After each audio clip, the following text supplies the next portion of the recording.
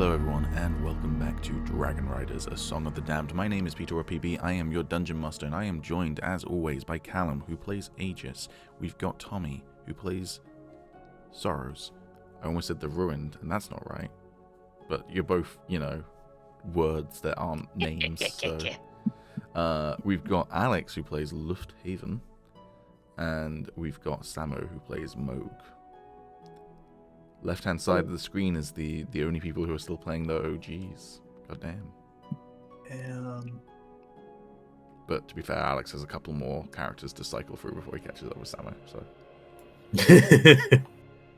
Yeah, the other day I was like, damn, already my third character. But I mean, it's the longest campaign we've had so far, so I don't feel as bad as if it was only like 19 or 20 episodes. So it's like, yeah, that's fair. Plus, one of them's not dead. You just cycled them out. So. True. Alrighty.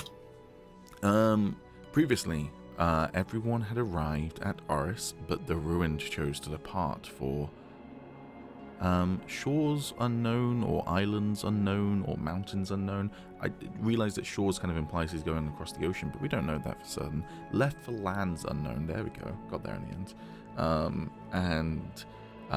The group kind of was left a little bit reeling by their departure because the Ruin didn't really explain why they were leaving, and also left the Sending Stone with Moog, meaning that the group has no way to contact the Ruined, which is interesting. He's gone off the grid before there was even a grid. The group then got to work prepping for the inevitable invasion. Moog had spotted the army of Vires only about 90 minutes outside the city, camping. Doesn't look like they've made a move yet, but it clearly means that they're ready as and when. And so you got to work trying to recruit some more allies. Moog and Agis went to the academy here to see whether they could recruit some mages, and found someone who's like, I'll let you look at this cool book I've got if you let me borrow your staff. And Agis was like, no, I ain't doing that. So he walked out without recruiting anyone. And meanwhile, Sorrows and who did you bring with you? You brought Captain Man. Yes, you brought with you Fienzen and... Was it just you and Fienzen? No, it wasn't just you and Fienzen. No, And Gion. Yeah. You went to the arena where there were, gladiatorial battles going on, and there you'd plan to recruit some fighters who are also kind of champions of the people. And you met Lufthaven, a air genasi. You are also a fighter, right? Yes. Yeah. Air genasi fighter, mostly focusing on using the bow. They might be an arcane archer, who knows? You ended up recruiting him, but failed to recruit the other gladiators, although one of them seems, at the very least, on the fence about potentially joining you, sympathetic to your cause, but not quite ready to throw in. But the manager of the arena was a capitalist through and through, and was uninterested in helping you unless it was for money, basically. You had then headed back to the palace, and I think we ended it just before you got back to the palace. Any questions, any comments, anything that I've forgotten about? Smell insults. What about them? I got them. Oh, right, try and wake up die. Mm-hmm. Yeah, good luck with that. Thank you. I got a lot of bad luck last week to turn around, so let's do it.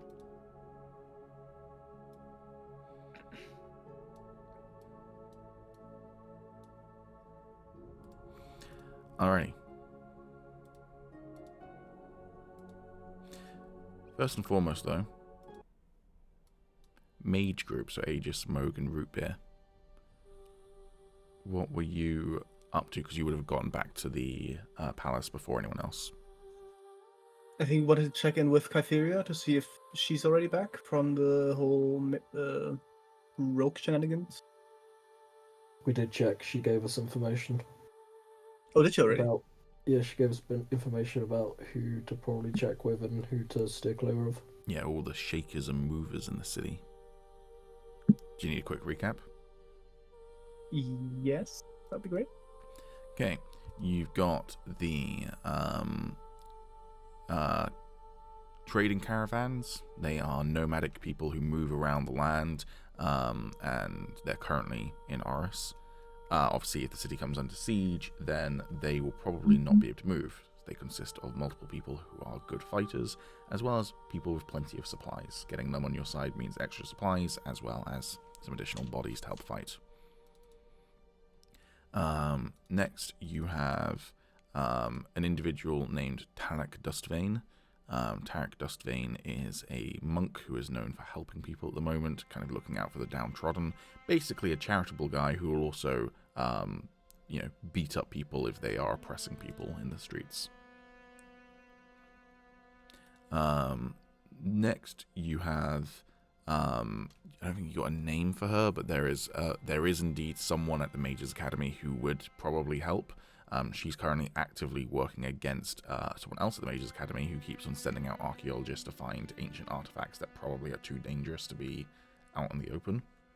So it's kind of like an internal conflict going on there.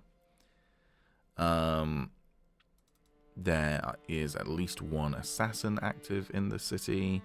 There is... Sorry, I'm quickly speeding through stuff to try and find things.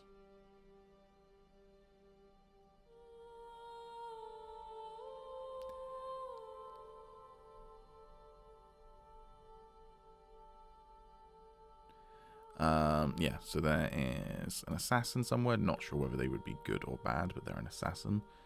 There is an adventurer who's made a name for himself in the city named Jackson Tideborn. There is a knight who is known for having abandoned his knightly order and no longer is actually a knight, but comes from a knight's background and is now again a hero of the people, looking after those who have been abandoned by essentially society and nobility. And then you've been warned of multiple people to avoid. There's a poison maker in the city. There is a mage who is hiring archaeologists to get various ancient artifacts that are probably very dangerous to have out and about in the world. And there is at least one other major crime gang active in the city.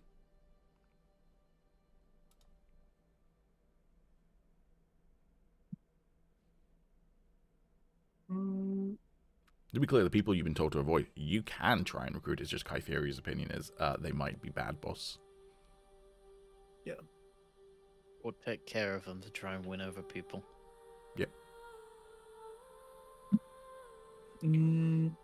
Okay, well, my mind instantly goes to the night guy and the caravan, probably. Caravan definitely seems like a good choice, yeah. Yeah.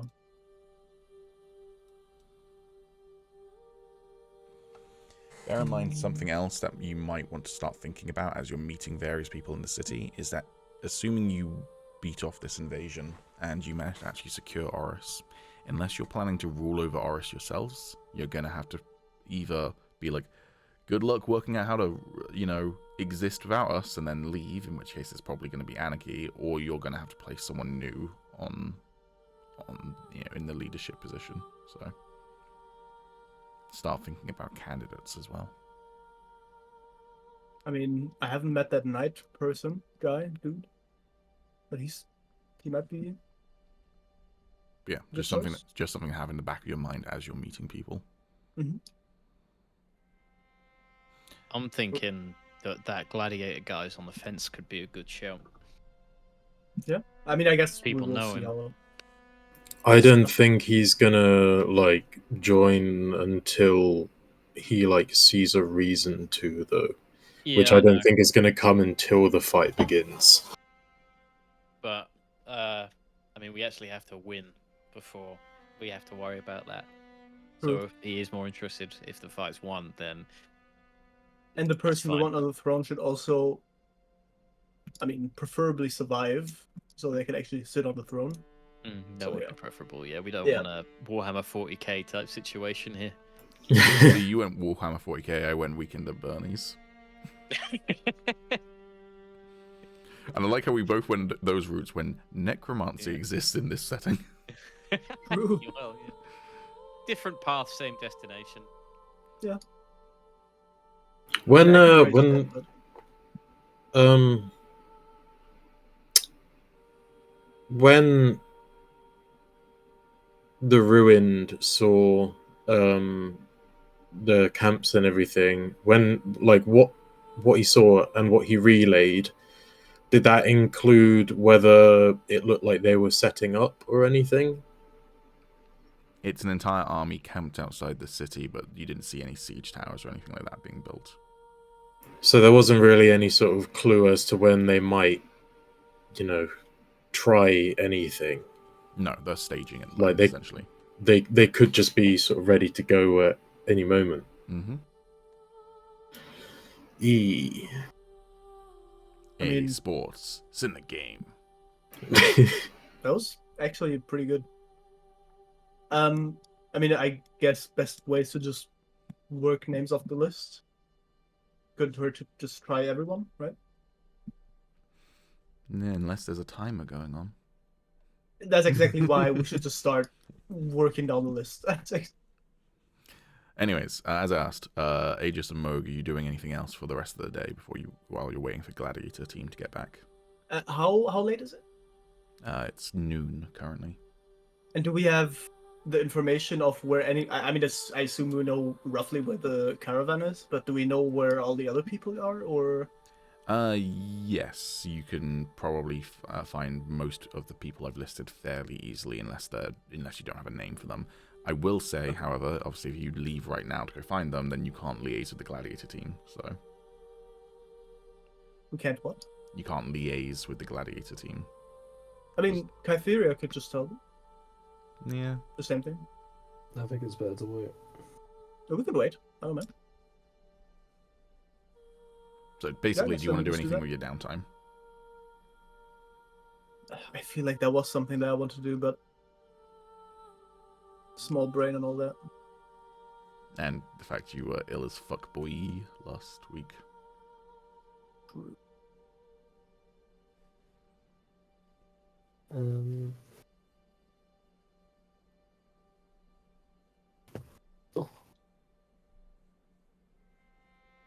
Not the way of downtime, because I think all my downtime requires more 8 than like hours. a few hours. Yeah, it requires 8 hours. Yeah, so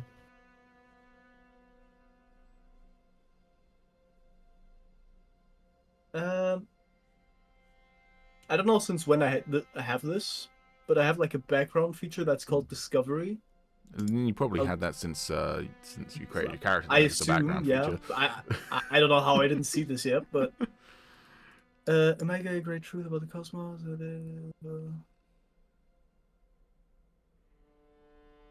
Isn't that to do with your backstory and the growth? Very well might be. Yeah, Yeah, I'm pretty sure probably it is. just through the backstory that I took. Yeah, I'm pretty sure that's The what we background. agreed. That's your discovery. So, or no, it's to do with your spider form. That's your discovery. Because you got a unique spider form. Oh, I discovered he could milk. Yes. Anyone can be milked in spider form. Put that on a shirt. Our merch right now is an action figure where you squeeze their legs and they go, "My people," and a shirt that says, "Anyone can be milked while in spider form." The catalog you is go. growing. There you go. What languages do I speak? And by the way, if you do buy either of these two totally real pieces of merchandise, all profits go to the band Weezer. I don't know what that is. I'm just a teenage dirtbag baby. That's not Weezer. Is that not Weezer? No, Who is that? fucking Weezer song. Who's Teenage Dirtbag by? Oh, that's a guy with glasses. Oh, that's Wheatus. Wheatus. That was Wheatus, close. That's it, yeah. No, but yeah, no, you're right. That's not Weezer. Who is Weezer? Although, interestingly, I typed in Weezer and the first result is Weezer Teenage Dirtbag. So it's clearly a common misconception. I do know a Weezer song. I just can't think of any. I just did it. The doo doo doo doo doo doo doo doo. The one, you know, the fuck. You just got Weezered. Yeah. Say it ain't so. Yeah. Buddy Holly. I fucking love Weezer. But yeah, the first result on my Google at least was Weezer Teenage Dirtbag, so it's clearly a common misconception. It's the first I've heard that mistake, but I guess maybe. Now that song's stuck in my head, man. Which one? The Teenage Dirtbag thing. Oh, I love that Weezer song. Fuck, man. Yeah, I'm just waiting for the second group to come back. Alright. Same thing, Moog? I guess I'll peruse the library a bit more. Not that I'll find anything interesting, unless. Alright, roll me an investigation check. Ooh. Oh, I didn't mean to change the day. Whoopsie.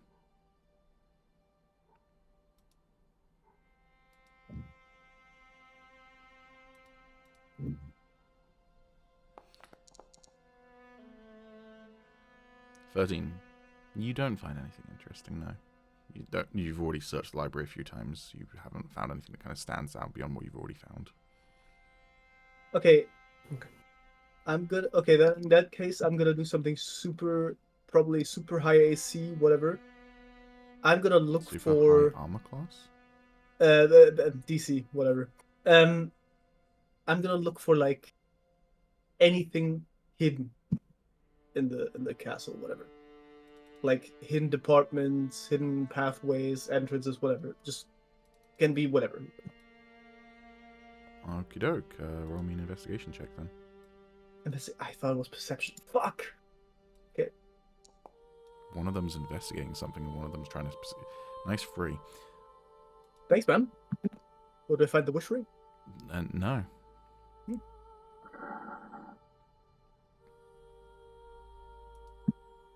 Alrighty.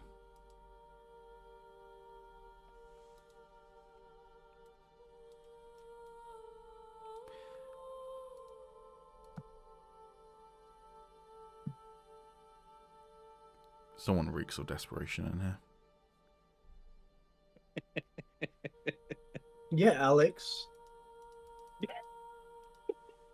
With your fucking streamers.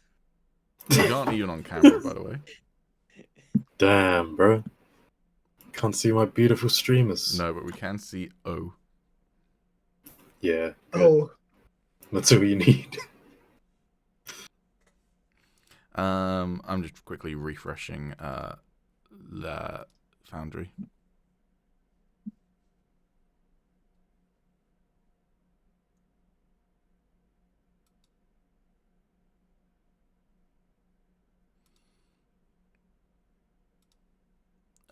Because something broke for me on my end. With a 3, no, sorry, you rolled a 3 on the dice. With a 4, you don't find a magic wish ring or any hidden compartments or rooms or anything like that. And you feel stupid for even searching for them, honestly. I'm just an old man. I'm just trying my best, man.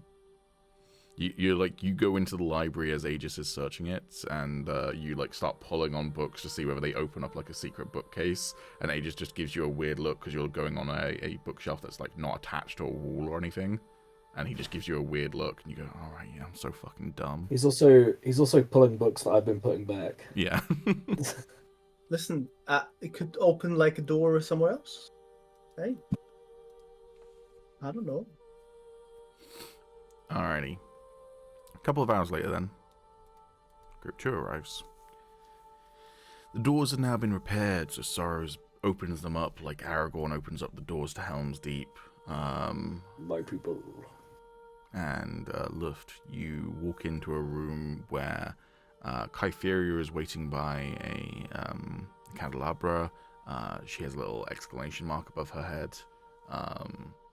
And Moog and Agis are potentially back in this room by now, or they're in the library pulling books off of bookshelves and then putting them back on and then being pulled off again.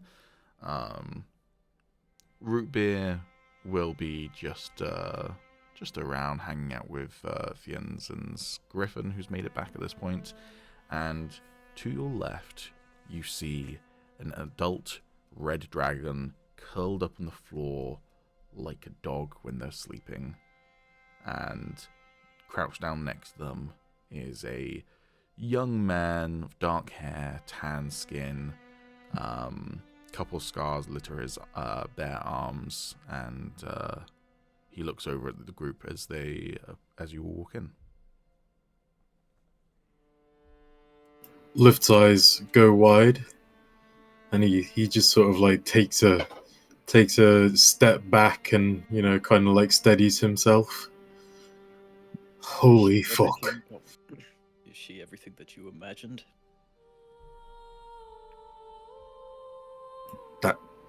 That's a real dragon. Aye. Beautiful, isn't she? More than I ever could have imagined. Feel free to introduce yourself. Oh, I will. Could I do it now? Of course. I'll start heading over, and like if any of the other people were like looking at me as I walk. In fact, no, Luft isn't even paying attention to that. He's just heading straight to the dragon. Guessing you brought us a friend, says Celeste, looking at Luft just walking towards the dragon. We did indeed manage to recruit one gladiator. Though, he fights with the ability of at least 1.5. Celeste is kind of like... At least. Name's Luft. Celeste, he says, standing up, taking his hand off of the dragon's head and offering it to you. I'll shake his hand with heart. Pleasure. I'm a bit of a dragon fanatic, so I just had to come over and say hello. Right, well, this is Kethorith, he says, gesturing to her. Is the dragon awake? She seems to be like, you know, when like a dog is like half asleep, but like still awake, napping, that sort of vibe. Also, like how, I mean, what would Luft know about like how dragons are? Like, would you treat them as like a pet, or would you treat them as like an equal, or like are they is it like an interpretation where dragons are more intelligent than like mortals and stuff like that, or roll me a nature check with advantage.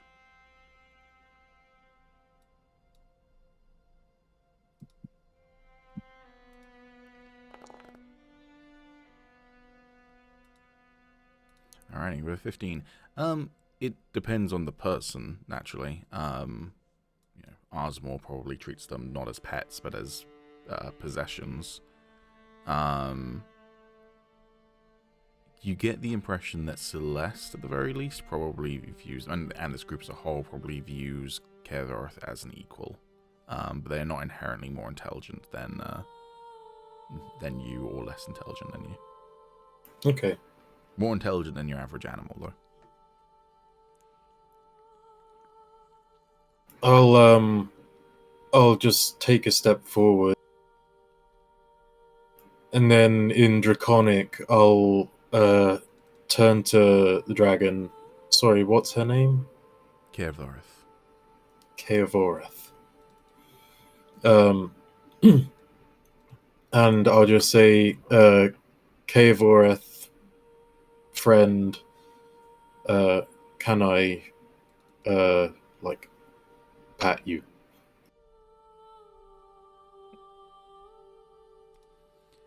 Roll me animal handling with advantage.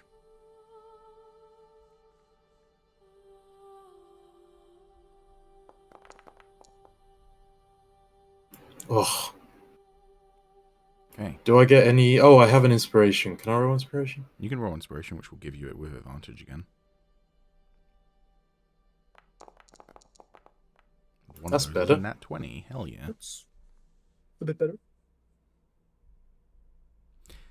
Kevoreth's head rises up. She yawns, and you see, rows of teeth in her mouth. Her tongue comes out like it does when a dog yawns, and it's long and forked at the end. And then she turns one sleepy eye towards you as she finishes yawning, and then moves her head in what you interpret as an invitation. I will pat her with the hand with the rune etched onto it. She appears to nuzzle into your hand as you do it. Damn, Luftmeister steal your dragon, damn. Wow, incredible. She's also significantly warmer, not to the point of being uncomfortable, but significantly warmer than a person would be to touch. So her body temperature is probably 150% of what a human would be. Damn. I never thought I'd see the day. So dragon fanatic, huh? Says Celeste, folding his arms. Well, just always been drawn to them, I guess. I see. Well, then I imagine you can be of some help to us, he says with a smile. Certainly hope so.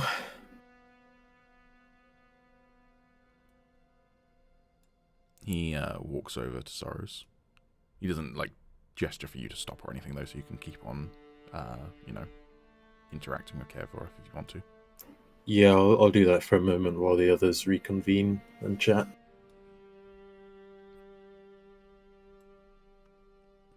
So just one, huh? Aye. The owner seemed more concerned with money. Offered to buy the dragon for 10,000 gold so they could kill it on stage. Obviously, that's not a deal I intended to take.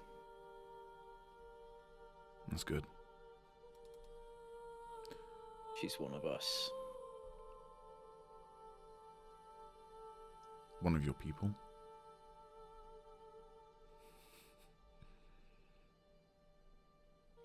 I'll just raise an eyebrow. I'm Looks at sorry, the was that a camera. reference to something? I don't know what you're talking about. That was non-canonical.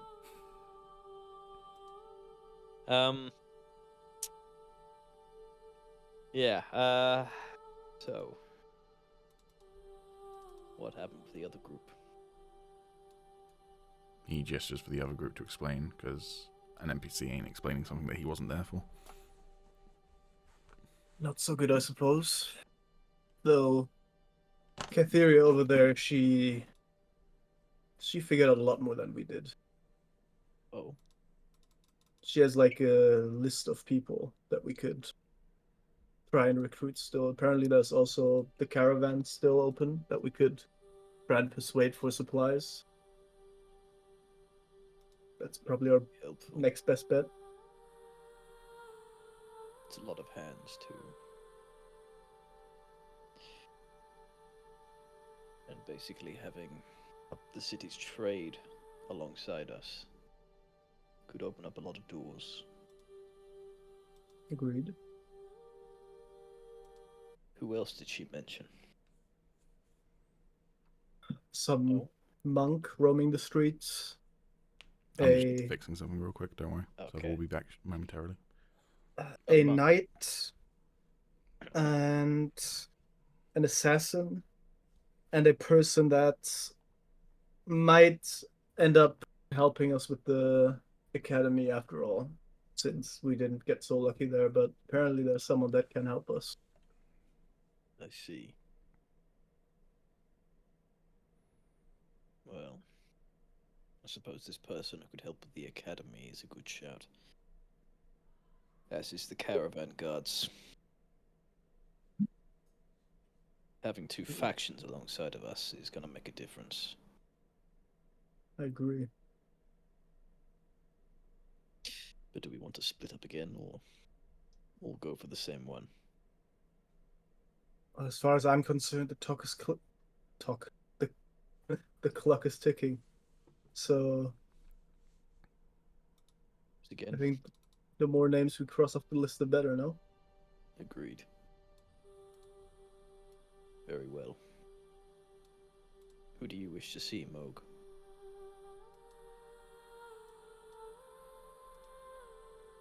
I mean, I can maybe try and get the knight and the monk on our side. I could go alone. They don't seem like a threatening bunch. Are they together, or are they in different places? As far as I understand, they're in different places, but they should be relatively easy to find since they're quite well known. Best stick with one for now, then, in case something happens and we know where you are that way. All right, Who would it be then? I'll look for the monk then. Wish to go for the monk. At this point, Luft will probably come back over. Alrighty. Also, server should be back up if you need to refresh.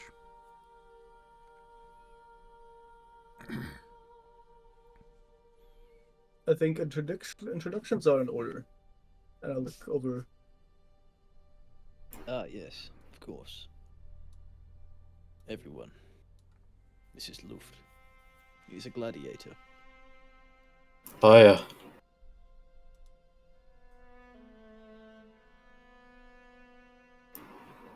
Not a talkative bunch, I see. I'm gonna roll a perception.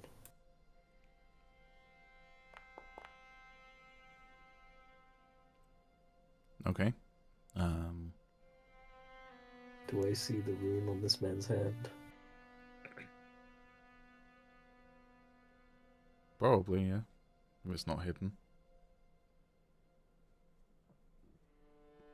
Interesting. I will walk up to shake his hand. I'll shake it. I'll grab his wrist. I'm not looking closer at the rune. Very interesting marking on your hand. Yeah. Thank you. He It does was- that sometimes. Oh. Right. This Is it is... magic? Celeste will say this is Agis. He's a resident magical expert and rune expert, or at least Ah. with a 10, yeah, it's magical. With a 10, I'm not giving you any more than that. You can also That's roll me fine. another perception check. Oh.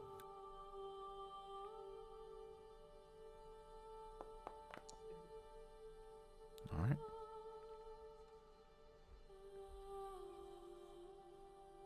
It's very interesting indeed. Yeah, well, if it's of any interest here, it says, Dragon Friend. Hey, am I that far in my downtime to know that it said that?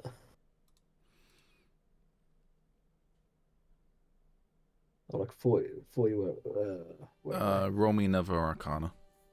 Okay.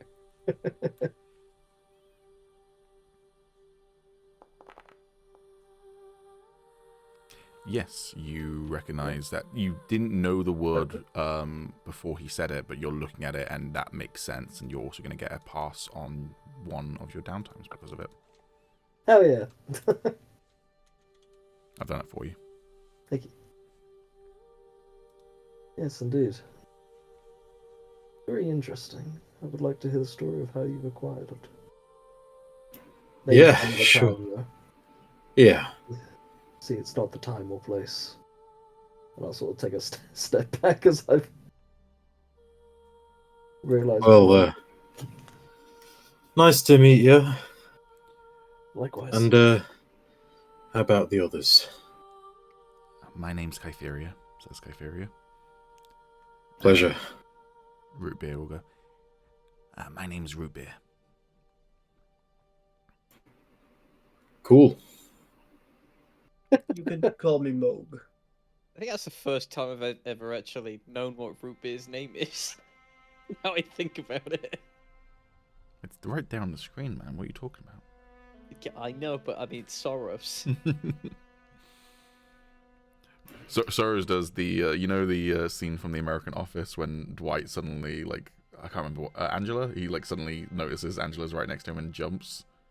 That's Soros as he suddenly notices Root beer for the first time ever. It's not like, not oh! not knowing her name. It's just like, oh, what the fuck? When did you get here? Pleasure, Morg.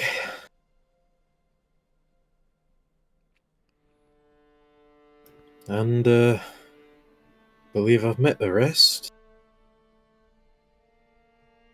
Except for that,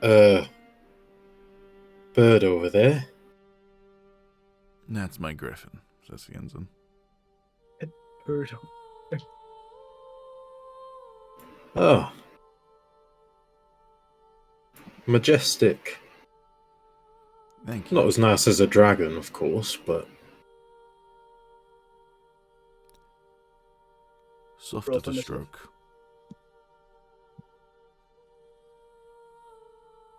Yeah, I suppose.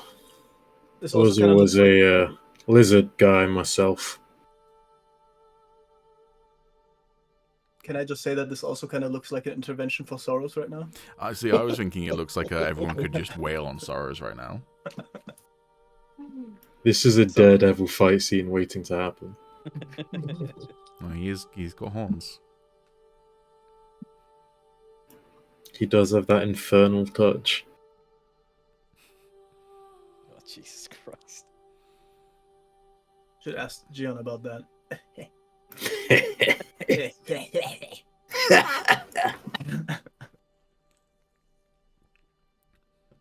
All right. What do we do Where's now? the rest going? Love, do you know anyone in the city?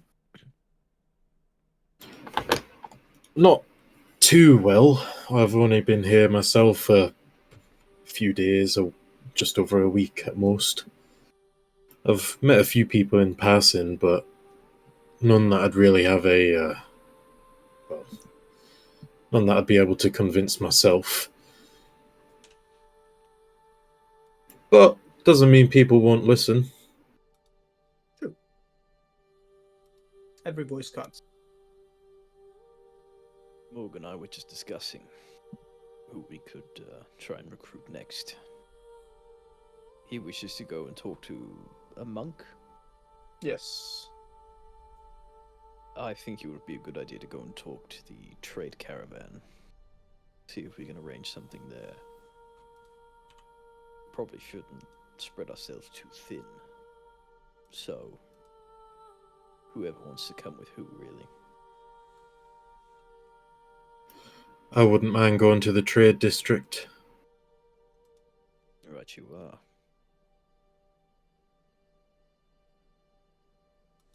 What about you, Agis? I'm happy to go wherever needed. Pick one. Oh, was that threatening? to like, Roll for Yeah, I'm not intimidation. dealing with that shit. yeah, Roll intimidation check. yeah, man. Fuck it, yeah, why not? Man just like squinting his eyes and just goes, pick one. Clenches his fist. Pisses himself. Not very intimidating. I'll head off with Moog, I Tempted to guess. give Soros inspiration, not inspiration advantage, just because he just has in the back of the mind the fact that he's dating Kypheria. That's a good point.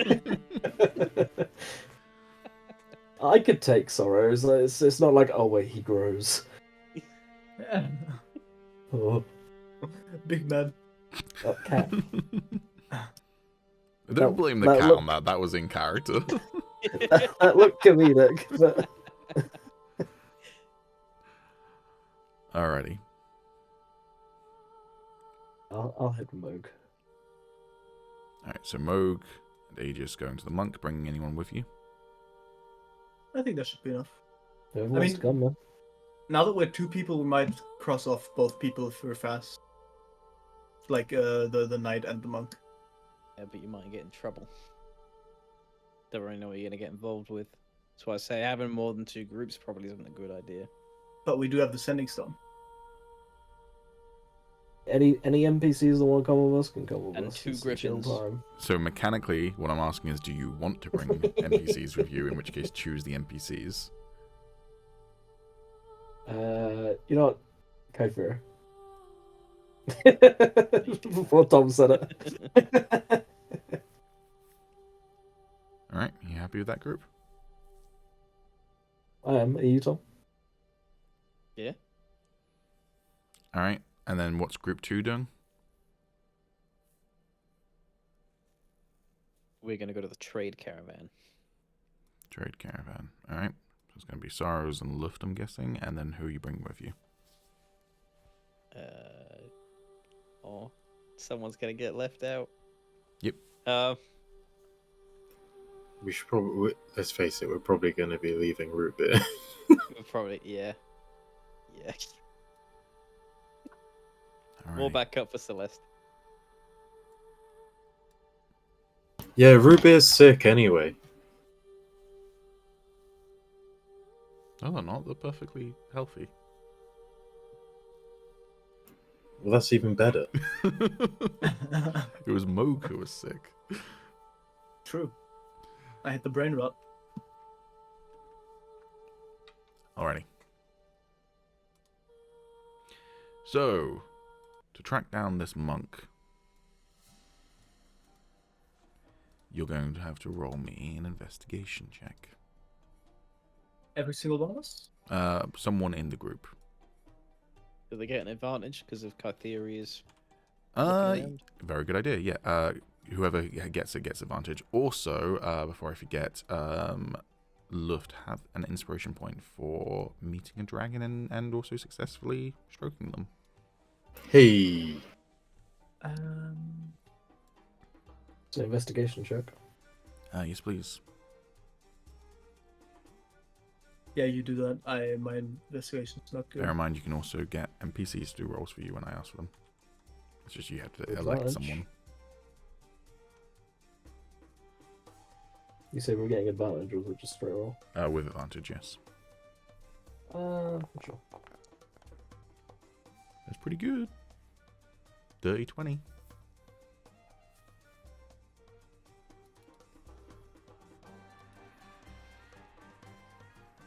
Okay. I have a question. Okay. After you've done all your stuff. No, you So- can ask it now. I'm double checking stuff. The spell Animal Messenger. It says that I have to like talk into an animal. It relays a message. Mm-hmm. Can I also use this as like a scouting tool and just not tell it to deliver a message? Could I, in theory, just send it somewhere?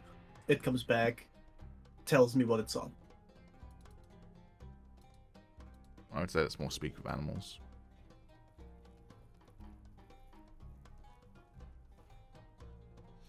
Animal I don't have messenger. that. You can use an animal to deliver a message. Oh, I have speak with animals too.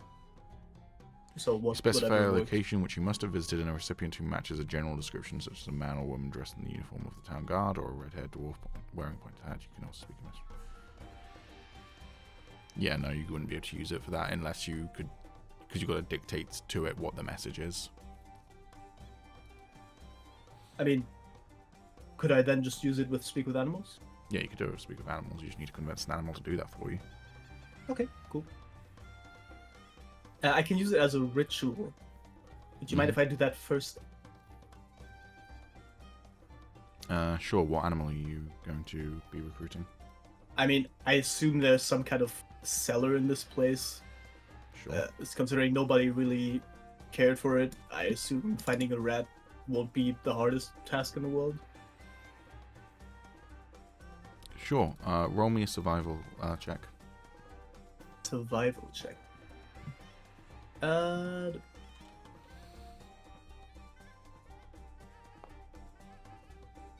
Set 2. I'm gonna reroll that. Last inspiration.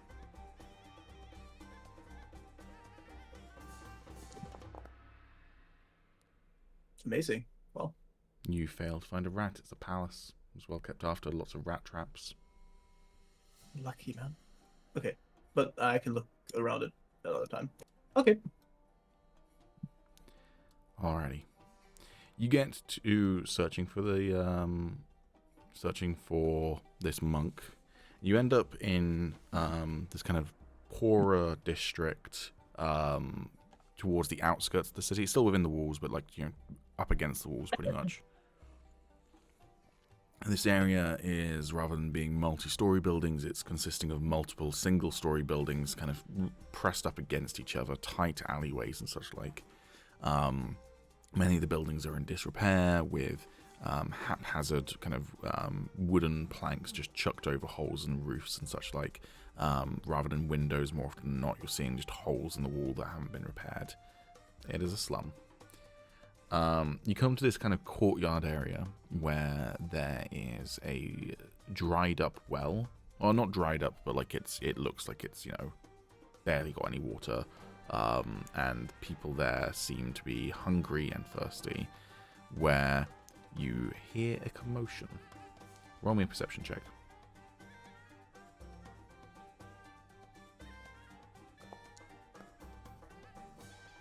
Damn. My dice average is gonna be fucking crazy again.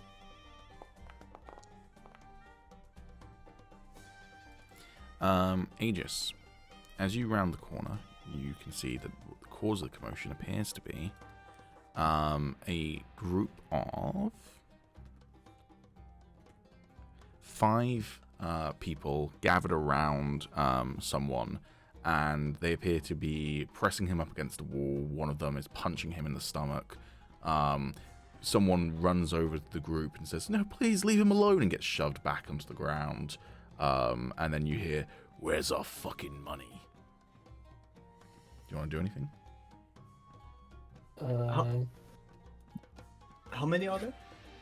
There are 5 people surrounding one. Fireball. Okay.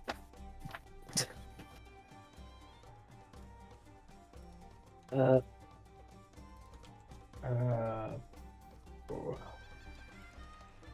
mean, I'll walk closer to the commotion and, I don't know, maybe intervene in a bit, but I don't know what's going on other than this guy is apparently owed money. So are you intervening or are you leaving it? I'll leave it for the moment. Okay. Just see what's unfolding. The guy who's being attacked gets punched again in the stomach, then thrown to the ground, and the 5 all surround him. One of them pulling out a mace, while another one grabs his wrist and holds it in place. Okay, maybe now it's time to Yeah, step. I was just about to say, I think at that time I'll That step- escalated quickly. Yeah. How are you intervening? You want to take the lead or should I? I mean, I can.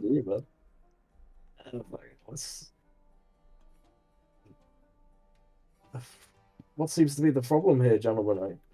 Piss off This and mind week- your own this business, week- shouts another one. Unless you want to join him. I'm gonna go ahead and act like extra decrepit and extra old and kind of like stump over there. Now. There's no way to talk like this. How close are you getting to What's- the group? I'll get comfortably close, considering I'm like an unarmed old man. I'm like, I hope they wouldn't beat up an unarmed old man, kind of. So like I mean, they appear maybe to be beating up an unarmed middle-aged man. 10 feet. Let's just 15 feet. 15 feet. Let's say 15 feet. Okay, one of them separates from the group and points at you and says, "I said, fuck off, old man." I'll take a look at Kypheria. As Just you, like, are we doing this? as you look over at Kypheria, you hear another voice call out, "That's no way to talk to your old elders, or your betters."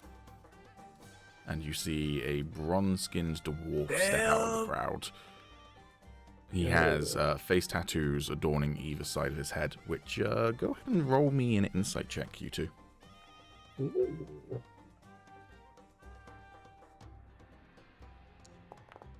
Insight. Nice nat 20. Damn. Why did I even bother rolling? Now the fucking stats, man. Fuck. Instantly, those face tattoos remind you of Dice face tattoos, a similar sort of tribal kind of stylings. I mean, Dai supposedly is from this kingdom of Vares, so it does make sense, but yeah. The dwarf is clad in multicolored robes of green, red, and he has a blue scarf kind of thrown over his shoulders. He, as I say, is bronze-skinned. He has no hair on top of his head, but a long and bushy, well-kept brown beard. "Why don't you leave our friend there on the ground and walk away?" he says, folding his arms. So I'm positioning things in case things get violent.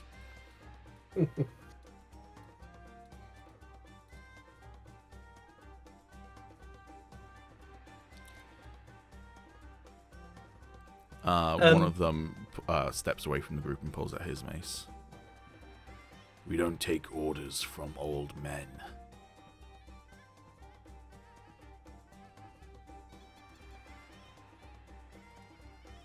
Oh, please. I'm sure this can be resolved. How much money does the man owe you?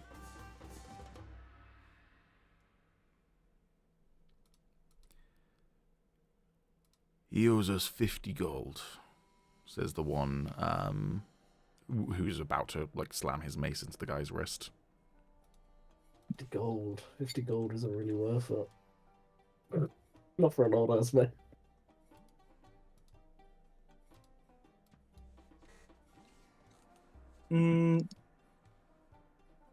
Can I roll an insight check or anything to see how heated this whole scenario is between 1 being super chill and 10 being attack?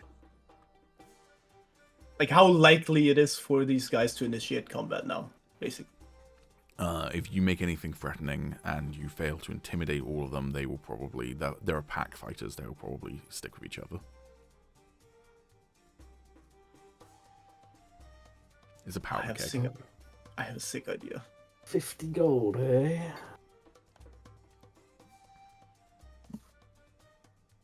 I'll take out the money.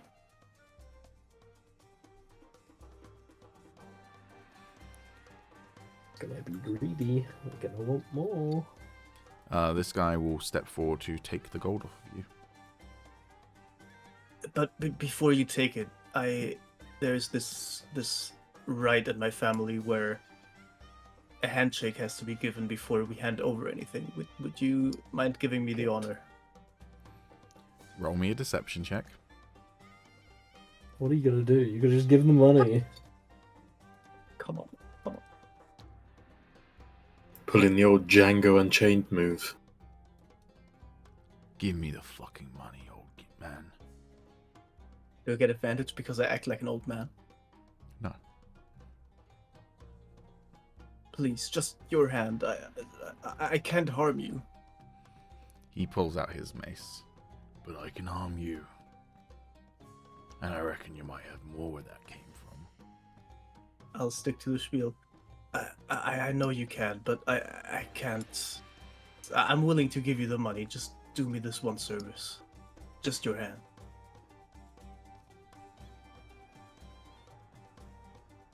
He just moves the mace slowly, like he's winding it up. Fuck it, I'll cast Blight. Fuck the bitch. All right. Jesus. Okay, guess we're going. Actually, It's done now. I mean, no, I'm definitely casting something. They've moved forward from the person, correct? They are in the positions they're in. So the one who's next to you is next to you. There's one slightly further away from the group near the monk. And then there's three yeah, right fuck. around him. Fuck. Yeah, I'll cast Blight on the fucker. Fuck you, bitch. Alrighty. Once you've done that, roll initiative.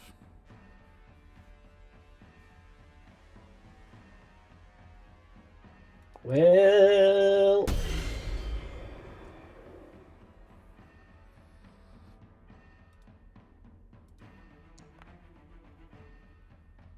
Alrighty. As you reach out and touch him, necromantic energy washes over them, and suddenly the skin goes taut and dry. The sweat that was glistening on the skin suddenly gets sucked out and into your hand, and they make a Constitution saving throw, which they succeed. So half damage on this. Still, he kind of goes rigid and yanks his hand back, which he was reaching out for the money with. He's in pain, but he's not dead. Can I say something after that? Even Sure. though it's initiative? No, there's a lot more where that came from, and my friends, they're even worse. I really don't want to do this. And I'll give him like an actual, like, heartfelt, warm old man smile. Can I roll intimidation on that? Yeah, roll me intimidation. Yeah. Cool. Bro, fuck. Oh, okay, I'm using my last inspiration. I don't give a shit. Okay, now I'm 0, man. Fuck. How was it that bad? Okay, that's... Unfortunately, I rolled an intimidation check for them to see whether they were going to be intimidated by you, and they also rolled a 17. If it meets, it beats. Fuck. All right. Whoa, wait, but he's making that against them, so technically he meets them, Oh, that's so true. he beats them. I think that's how it works, right? All right, you've intimidated this one guy. It's for the group, you have not intimidated them. How's that sound? Okay. That's fair. That's fair. That's fair.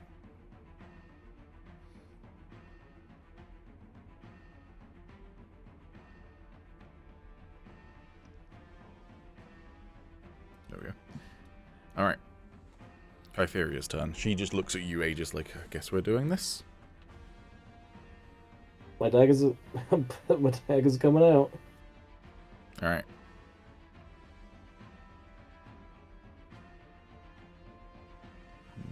Yeah. She will run over to this guy, who's the one who is about to mace the guy's hand. And...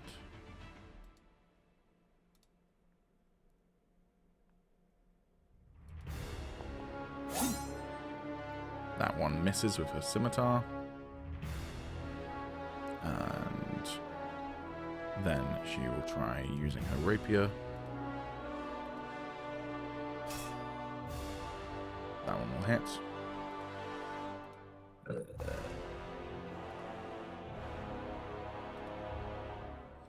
And then she'll follow up with one more attack with her scimitar. Wait, no, she doesn't have double attack, does she? Nor me, she doesn't have double attack.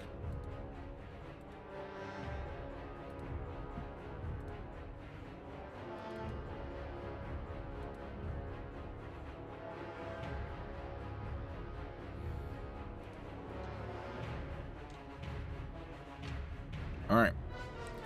This guy's going to try and run away. Would you like to attack of opportunity him, Moog? I don't know if... Do I have Warcaster? Give me 1 second. I do! Yes. Very nice. Can use reaction to cast a spell at the creature. Ah! Let me see what I got.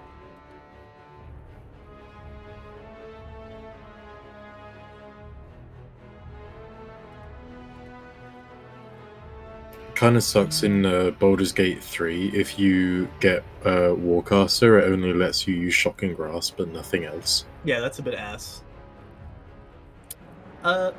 Sure, I'll cast Moonbeam on 3rd level. Just on his location. Okay. You said that in order to hit 2 targets, it has to like cover both halves, right? Mm-hmm. Yeah, okay. Okay. In that case, I'll... This. Boink. And boink. That's... Actually, you can't do Moonbeam, so have it back. Warcaster dictates Okay. it has to be a spell that targets one creature. So it Ah, can't be an area effect spell. Okay. In that case, I'll just... wait. 3rd level spell slot back. I'll just cast Heat and Metal on the fucker then. Sounds good. Just to clarify, he does wear, like, anything metallic, right? He is wearing leather armor, but he's carrying a mace. Well, good enough.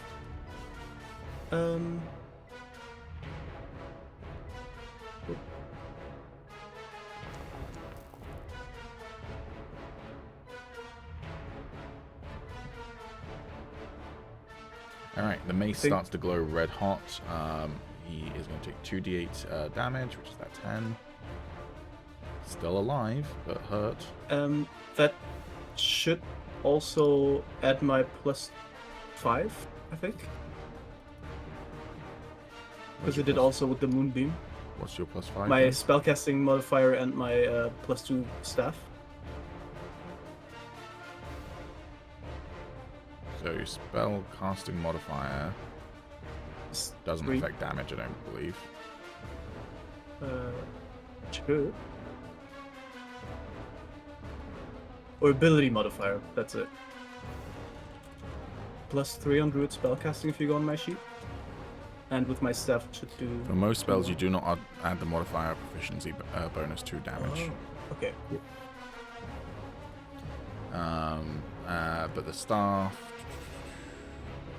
of the woodlands, that's +2 to attack and damage, yeah. So that one is going to give an extra +2 damage. Okay. Cool. And then, if the creature is holding or wearing the object and takes damage from it, the creature must succeed on a Constitution saving throw or drop the object if it can. Alright, what's your spell save DC? 14, yes. 14. I'm just gonna grab food. Yup. He succeeds, so he's going to hold on to it for now. I'm good with that. He'll take another damage next turn, eh? Oh god. Alright, he starts to run away. And in fact, he manages to get through a tight alley and disappear.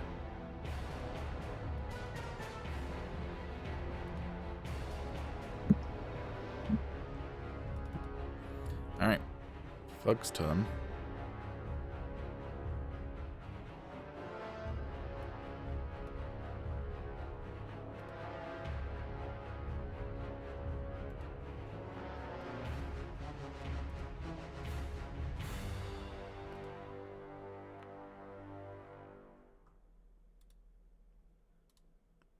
That was a nat 20.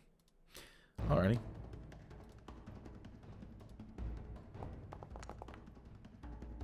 Damn. New girlfriend win. Kyphira's going to use Uncanny Dodge.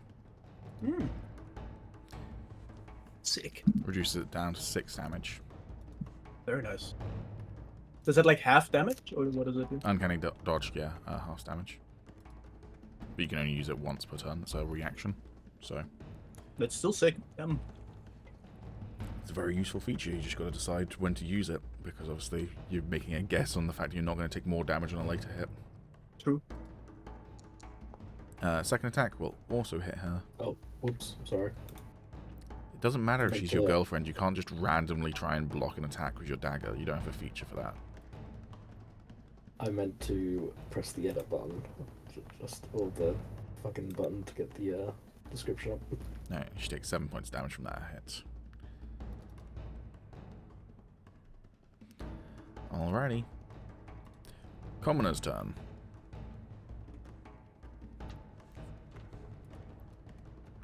They're gonna just stay down and kind of cover their head. Mo, your turn. Okay. Well, since the other fucker is gone, I don't really need to keep up concentration for that. I will now do what I wanted to do. 3rd level and concentration. Yep. Okay. Can you see the circle? No, you have to place it. Mhm. You can place it and then move it afterwards. Yeah, I mean, I'm being super extra here, but I feel like this should hit all of them and not the commoner, right? I would say yes. That will hit everyone but the commoner. Cool. Then damage. That's a lot better. Damn.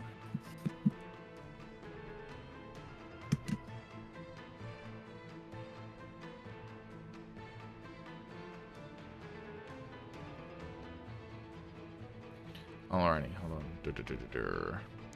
So a silvery beam of pale light suddenly shines down in a 5-foot radius.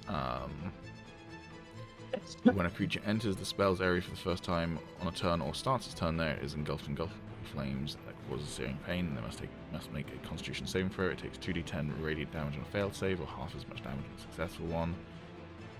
I don't know why it's not prompting you for that saving throw, but that's fine.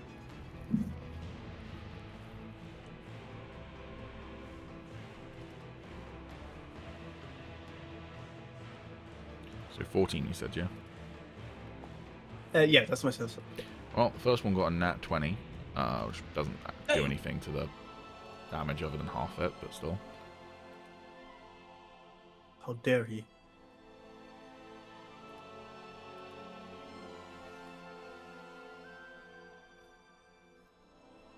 By the way, just for future references, are we playing it like Baldur's Gate, where I can throw like a potion at someone's head of a teammate and it heals them? No, you can pour into their mouth, you can't just throw it at them. Okay.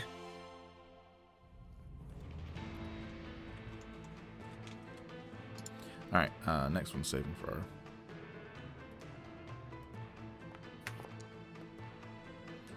That is a failure. Hey.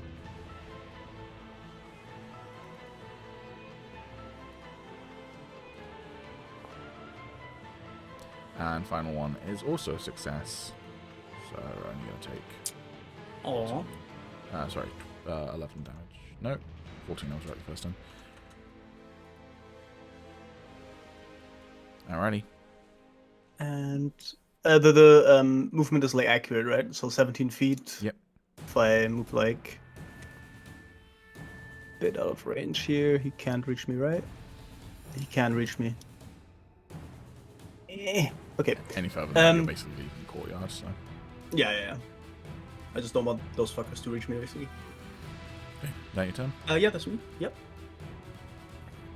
Alright, this guy starts his turn in the moonbeam, so... Ooh, yeah, damage. Yeah, re-roll the damage, Constitution save. Yeah, con save was right the first time. He passes, so again it's only half damage. Which is 11. And then he's going to step out of the moonbeam. How dare you? Pull out his crossbow. Rude. Hey, yo. 13 will hit you. No, wait, will it? Oh, yeah, well, fuck. That means I will have to roll 8 points of for damage. my concentration. But I get advantage. That's a nat 20. Yes. Maintain your concentration. Alrighty. Damn, Warcaster is so nice.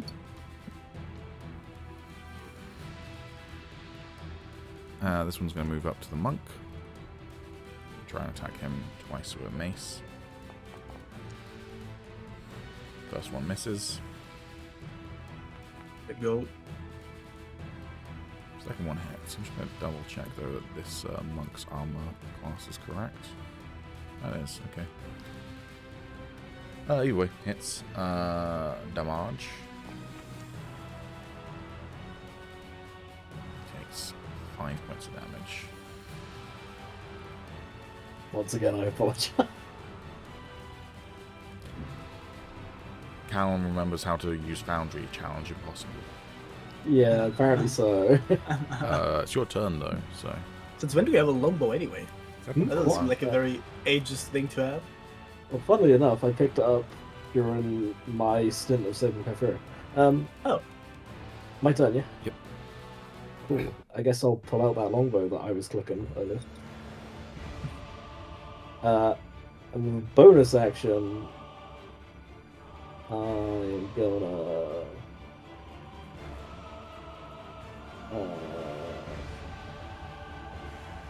yeah, I'm gonna Crimson Light, baby. It's time. I'm doing it, Alex. Hell I'm doing the yeah. thing. Fuck yeah. It's 1d4, right? Like level 3. I think it's 1d4. Yeah.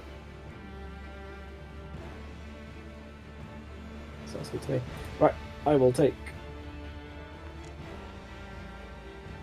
damage. Ow. Cool. And then I guess I just click the longbow button, huh? Mm-hmm. Should probably Which pick a right are you using, target. by the way? Oh, the frost one. The first one? Frost. Ah, frost one. Right, the frozen. Okay. So, don't know how it looks on a bow, but there you are. I guess the string is covered in blood. Cold-blooded, you know what they say. Yeah. Cool. And I will target. I guess I'm targeting this guy because he hasn't been hit by shit. Oh wait, no, he was hit by shit, wasn't he? I don't know which one you're targeting. This one? Yeah. Yeah, he's been hit by a moonbeam. Twice. Okay, But well, this is I'll both target this. Longbow time.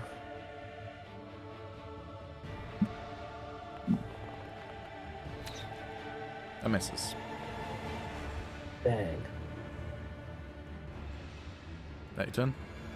I guess it is. Alrighty. Alright. Once again, roll that moonbeam damage. Scroll up.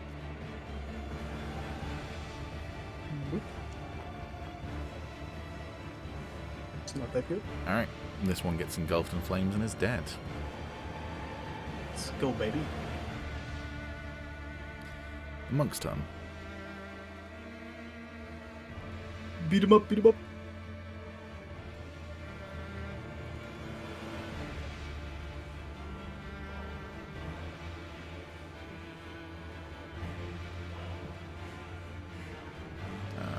Hold on, give me 1 second.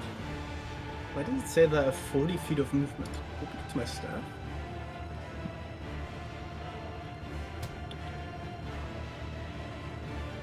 That hits.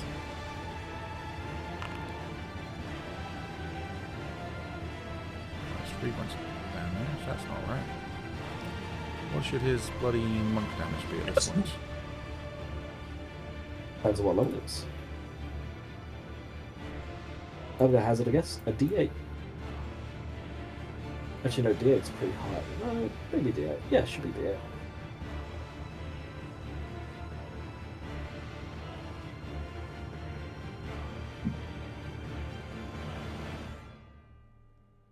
What are you snacking on, Alex? McCrispy. Hamburger. Hamburger. Cheeseburger.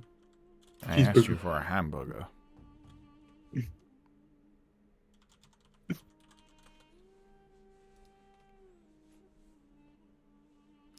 Right. Based on the level, it should be a d6. So I'm going to roll a d6 and -1 off of whatever I roll in here because it was just doing 1 + 2 before. Alright, so they should take an additional 3 damage. Hell yeah. Is there a fly or a ghost in your room, Calum? What is your cat just staring at that's up there? It'll be a fly. It's also, you're asking a cat what they're staring at, which is, it's a cat. It does this. I don't know, man. They could be seeing into like the ghost realm or something. We don't know. We'll I mean, he just seduced a dragon. I mean, who knows what he can do to cats?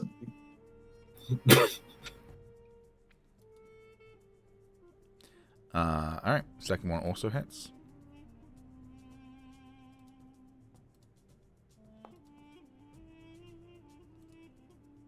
And then he will flurry of blows.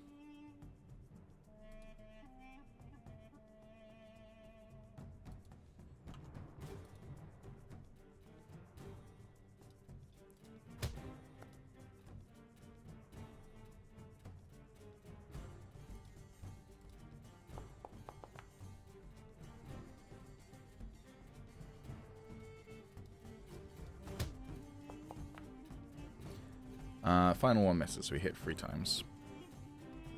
Okay. Alright, Kypheria's turn.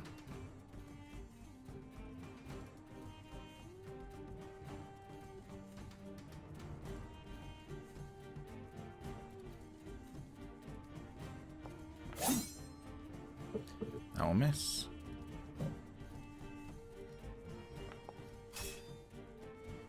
That one will hit.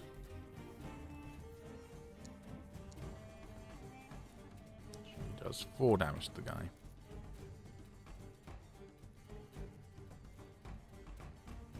Are these guys like heavily armored or more heavily armored? Nope. Okay. Alright. Con save from this guy. Once again, moonbeam damage. Yep. On it. Shoot. They pass the saving throw. So half damage on this, which is 11. Still enough to kill him. Hey.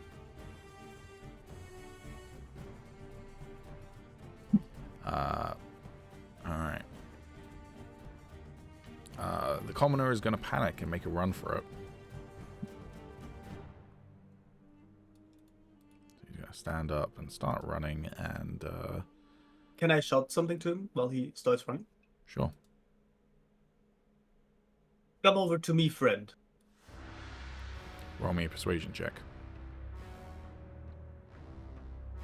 Persuasion. Not very persuasive. Alright, he's going to run off in this direction because you just incinerated 2 people next to him. Yo, they were beating his shit up. Yeah, and a commoner is kind of terrified by someone doing that, so... He's next. What? He runs off into an alleyway and is never to be seen again. Moog, your turn. I want to replay his moonbeam on this fucker. I don't know actually how to. You go to the ruler option on the left-hand side, and you should see a square around your moonbeam, which allows you to move it. Ruler. No, you don't measure with the ruler. You should see a square symbol. You just drag that. Is it maybe because there's like a corpse on it? Like, No. okay, I think I can only target. All right, fine. I'm on the ruler.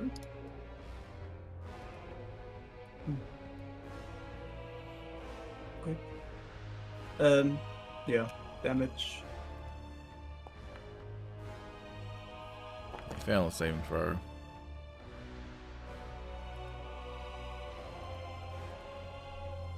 And they are also incinerated. Hell yeah.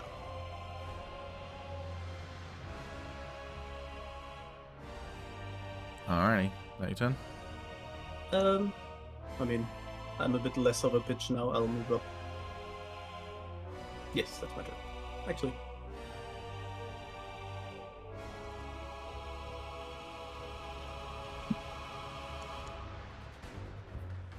Alright. This guy hits the monk once. Does 8 damage to him. Followed by a second hit. Also hits.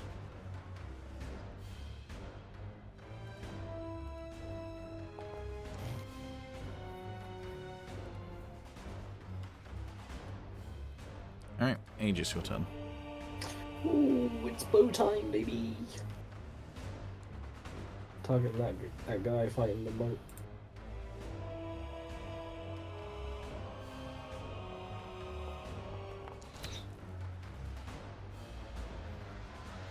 That hits. Ooh. Damage.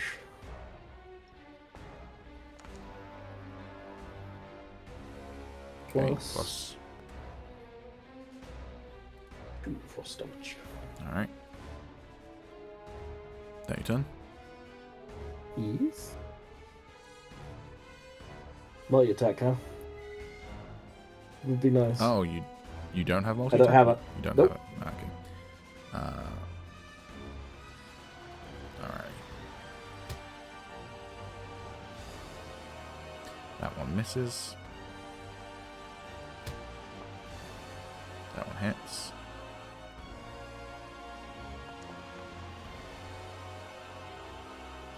Beat him up, beat him up. And he punches him once in the jaw, and the guy falls over.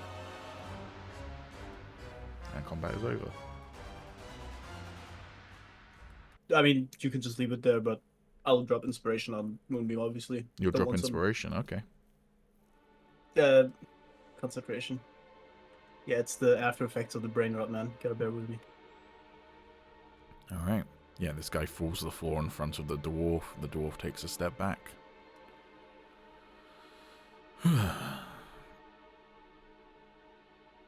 Thanks for helping out there. Could say the same to you. I mean, as far as I can see, these guys wouldn't stand a chance with you anyway. It's,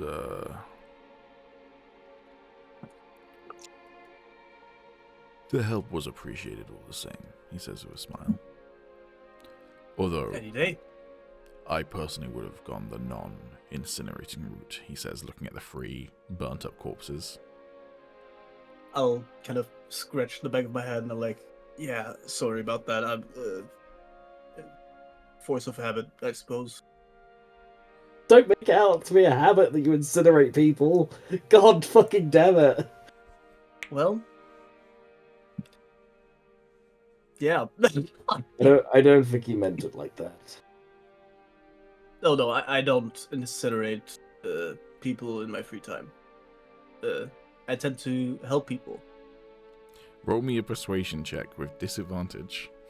I mean, Yeah. I'm not wrong. No, I'm not but trying to you've lie just, here. you've put your foot in your mouth at this point.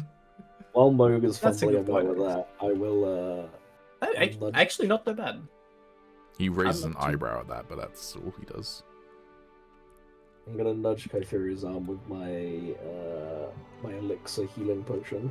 Just basically being like, do you need it or are you good? She shakes her head. I don't know, I'll put it back on fucking. Brr, brr. Yeah, that was my phone. Who the fuck's messaging me? Fuck you, man. New notification, eat my ass. Anyway, Easy notification to get. but I think we've got quite lucky here. I think you might be the man we're looking for. That sounds ominous. It's gonna get worse. We were told that, I mean, as we could see just a few moments ago, that you go around, help people that are in need. At least that's the reputation you have around here. He nods his head. You see, you might just be the guy that we need for... Well, and I'll look over to Agis and Kytheria. Our cause, I guess.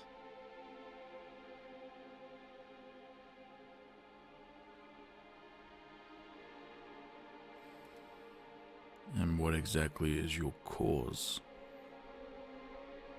I'll kind of slump down, having taken like an arrow. I'm like a bit. I'm just gonna sit down on the floor, relax a bit. Well, I'm sure, as anyone in the city really has heard, there's a dragon in the castle. I assume you've heard. He nods his head. Well, to put it bluntly, that's us. Well, not us in the sense that we're dragon, obviously, but we're with them, basically. Can I see his reaction? Can I like try and You can insight him. so much insight in Dane? Fuck!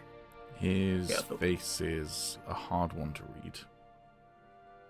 I'll, Oh yeah, go ahead.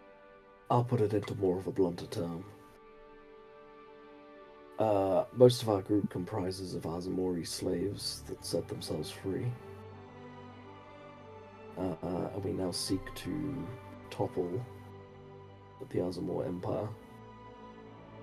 And we are trying to find allies for this cause, and one way or another we have ended up here, trying to liberate it. I don't really know what the term we're using, but we're here, and now there is a army from insert place. Vires. Thank you. Vress, trying to take it back. And I do say this with sincerity. At the moment, we're trying to find ways to mitigate the damage that would be caused by the people, or for the people. So how exactly do I come in? Our numbers are not very big. And you seem respected among the crowd. You would join our cause that I assume would just put more faith in us, I guess.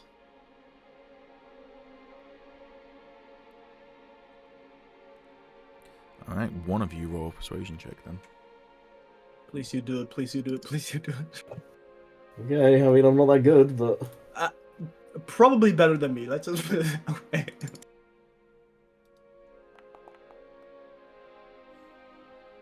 Yeah, you're definitely better than me. So you're trying to, what? Mitigate the damage and protect the people of this city? that is my Plan. first concern, yes. Okay. Where do we start? I'll give him an approving nod. Where do we start? I don't know. The evacuation probably isn't the best thing because there's not really much around, is there? In my general thought process. So it's either building defenses, I don't know, maybe even moving them to the castle. So actually no, because that's going to be the main point that they want to attack, isn't it? Well, You don't have to come up with a literal plan right now. It's No, more I just know. like a... I know. Well, first things first, He comes with you. it's probably best to head back to the palace. Gotcha. Okay. Alrighty. He will say, the name's Tarek Dustbane, by the way. Nice to meet you, Tarek. Milk. I'm Agis. I'll kind of give him like an appreciative bow.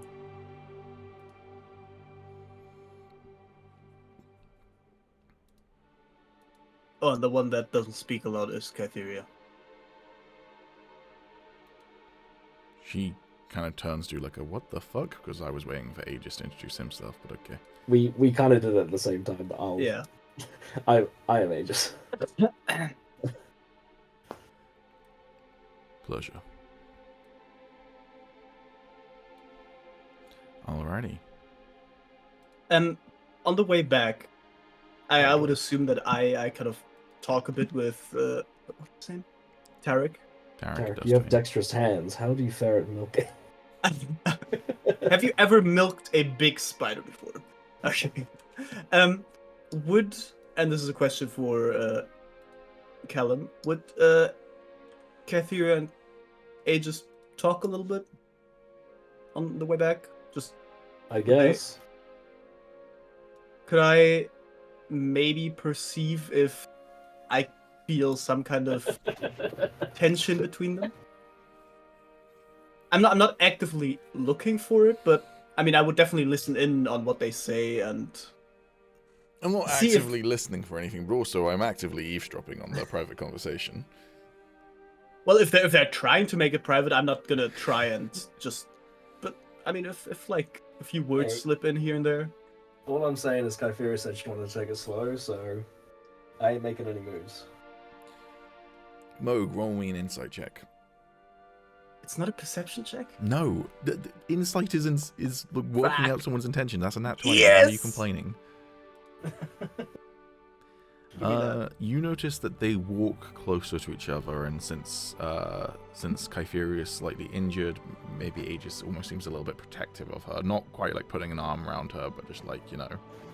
Yeah, you Almost. probably definitely noticed the fact that I offered her a healing potion and not Not well, me. Even though you didn't get The o- damaged, I was straight up like, hey. The you good? old man that got shot by a fucking arrow. Yeah, fuck you. Yeah. I'll give them like a nice warm smile, even though they're not looking at me. I'm Sure, you noticed the appreciating old man staring at us. witnessing young love. God, I hope he doesn't want me to milk him. Oh, milking session is in order, my guy. Oh, God. If the dwarf's not doing it, you're doing it. So yeah, we head back to the palace. Alrighty. And Tommy can't do anything about it. Unless they arrive before us. Back. Whatever.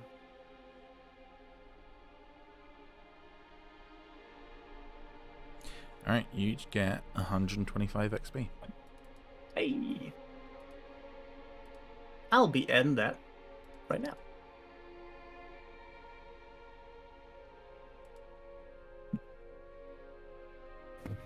The rich get richer, am I right, Calum? Am I fucking right? Bring me into this, man. Yeah, we have the most XP in the party, man.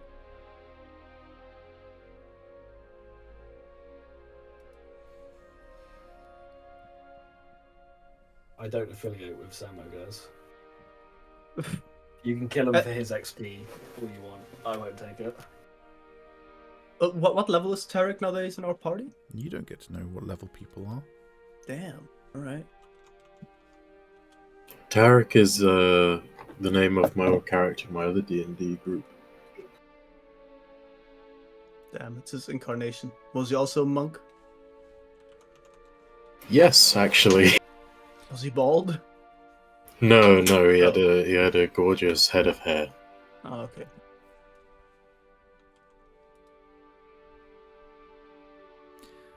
Alrighty.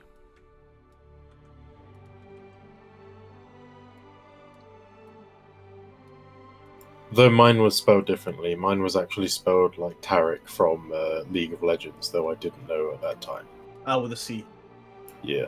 Ah, yeah.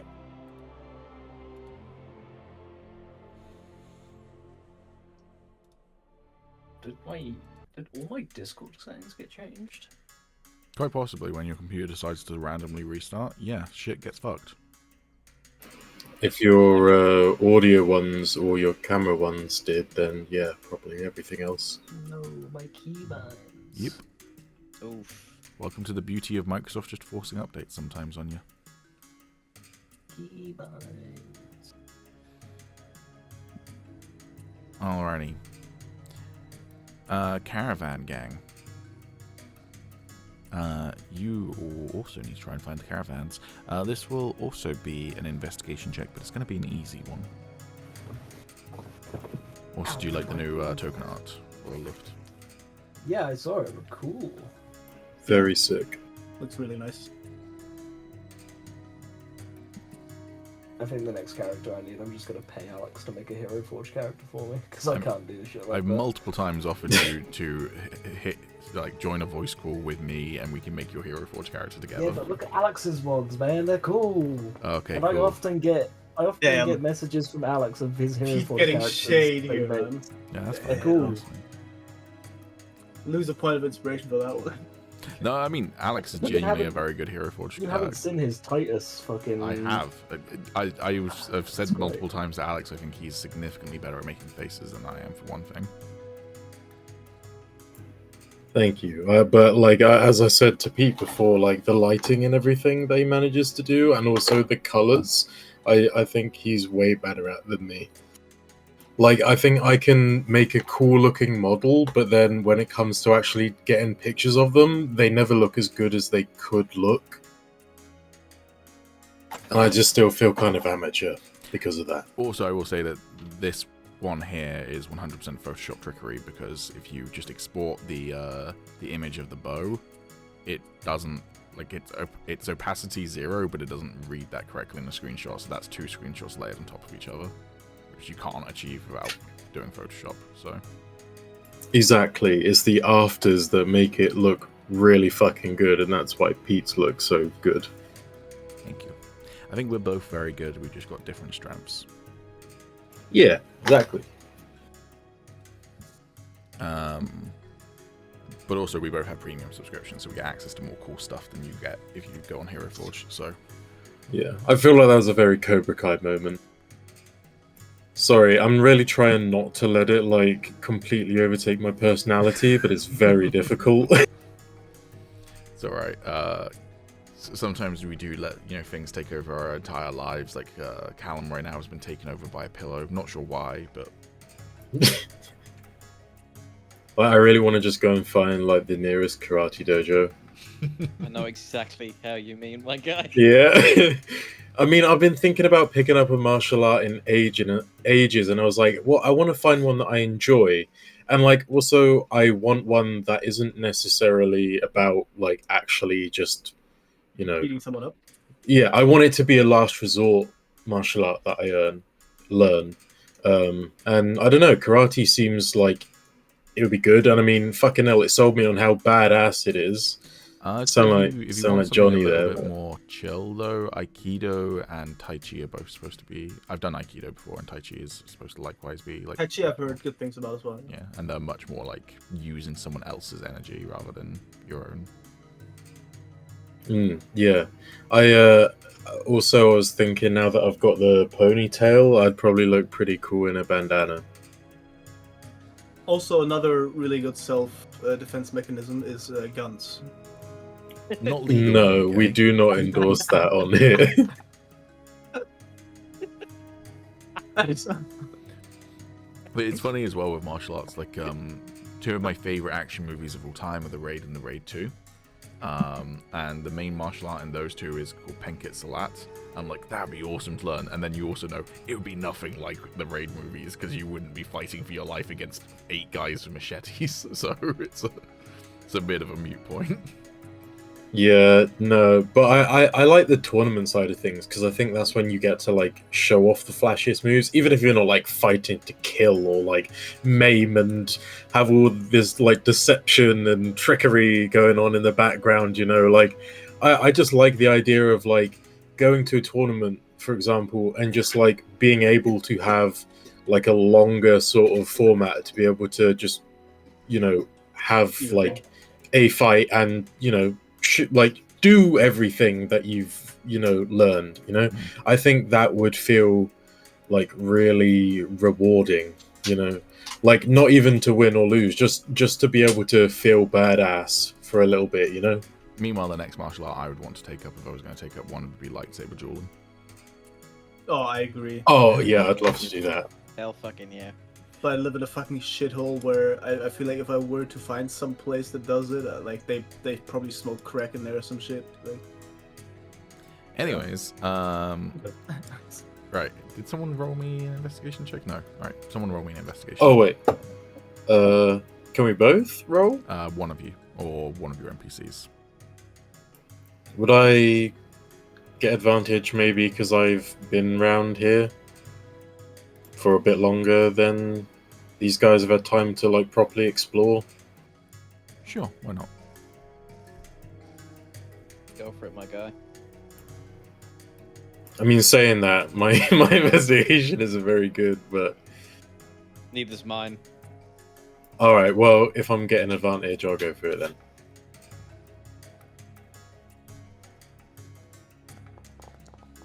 Oh, jeez. Yikes. Well, it wasn't a nat 1, which is something. It doesn't really matter because I don't think I'm going to find anything, but sure.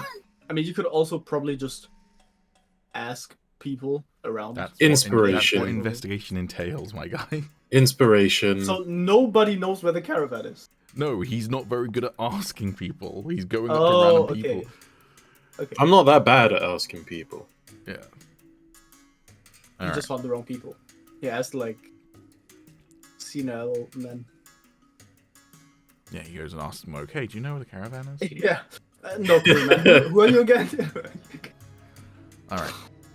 After a little bit, though, you do indeed find the caravan.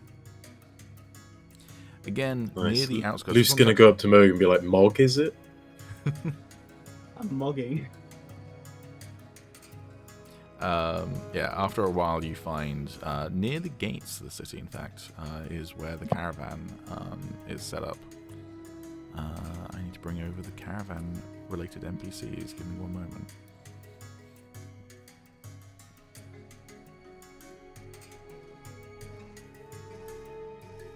I think the NPCs in this campaign, just in general, I think have been my favorite so far in the campaigns I've played.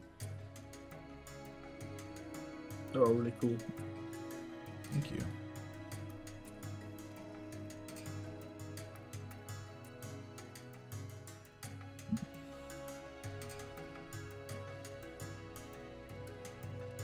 Alright, yeah, you come across this cluster right near the gates, in fact, bleeding out into the outside of the city as well. You see this collection of tents and wooden caravans, people coming around, shopping. It's basically a little market. And with a 16, you manage to find your way towards what appears to be the main tent. There, you find a cluster of people kind of, clearly kind of queuing up to make deals with the head of this caravan. And you see a fair-skinned woman with tattoos on her arms, which are kind of bare. She's wearing this kind of leather armor mixed with bits of what appears to be bronze plating, but like very thin plating, mostly kind of adornments rather than protection. And her head is covered in a red and white kind of silk shawl, again adorned with various bits of jewelry. She sits on a small kind of stool with canvas kind of bedding and then 4 legs. And as I say, kind of people approach her and kind of start making deals with her. She has brief conversations with them, money trades hands, etc. Do you want to join the queue? Yeah.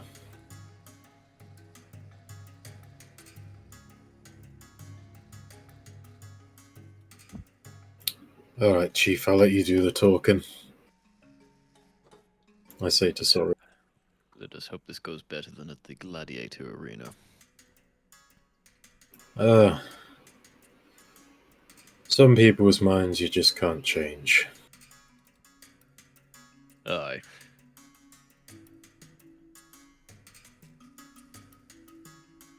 So, the situation with the trade caravan, are they actually able to do any trade right now because of what's going on?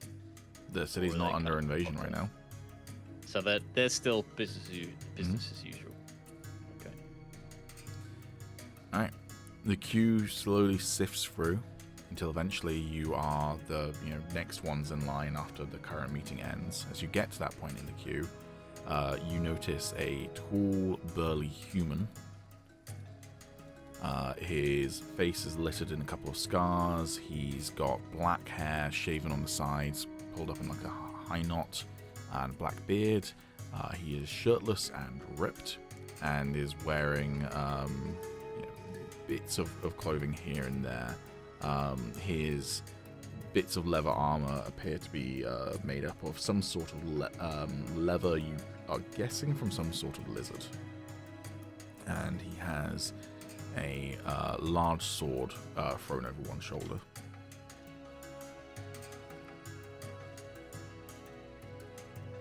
Pause.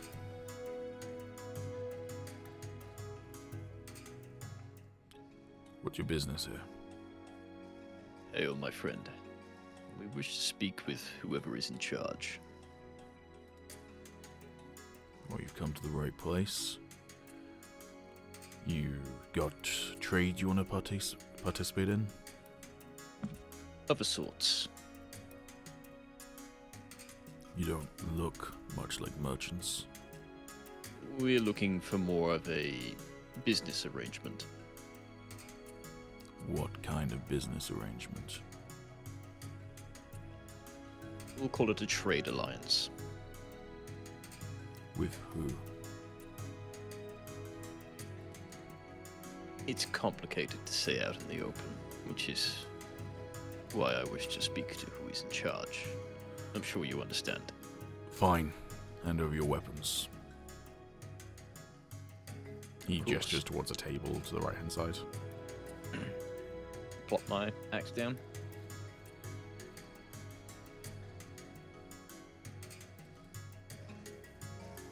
He looks at you and the others expectantly.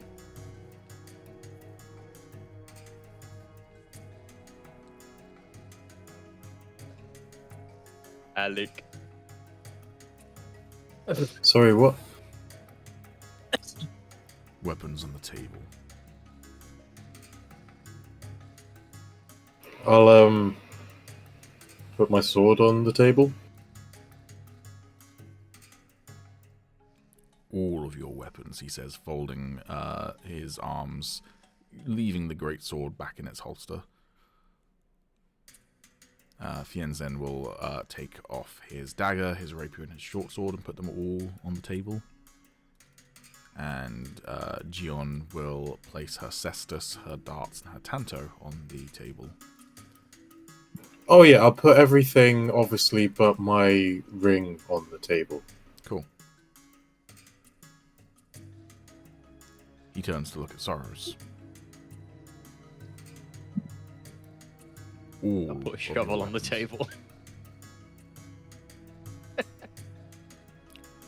All of your weapons. That is legit all of my No, weapons. it's not.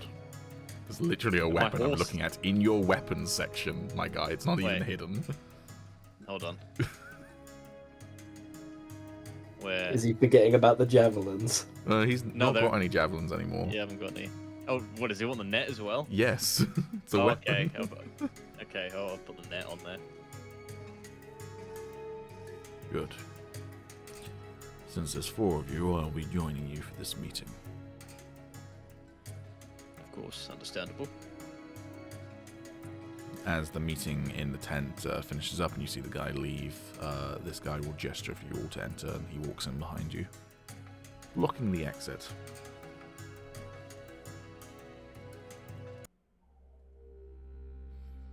Greetings. Hello there. My name is Ali Sorrows. My name is Yazana Lightstar.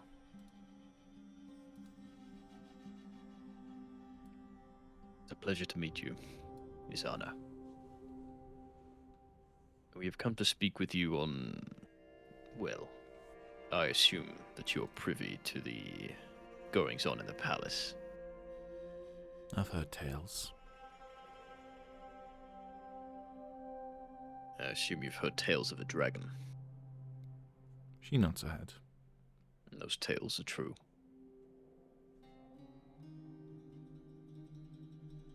We come on behalf of said company with the dragon.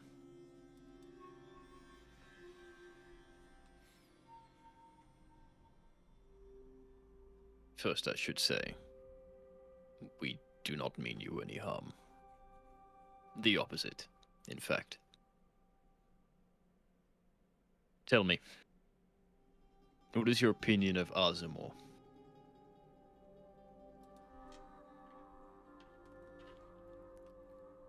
Can't say I have one. They are 1,000 miles away from here. Now,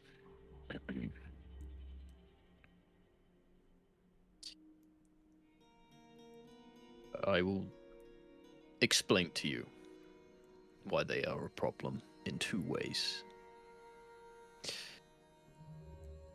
Firstly, there is the moral and facing danger, and then the economy effects. I'm sure both will interest you. To start with, are you aware of how Azamor contain their dragons? Can't say that I am. They use a kind of magic. It's not the typical kind of magic that we are familiar with. It is abominable. It is not Torturous. Aye. It bends the will of a person, in this case a dragon, to do their bidding. Whether they want to or not. It is slavery, but on a twisted, soul-breaking level.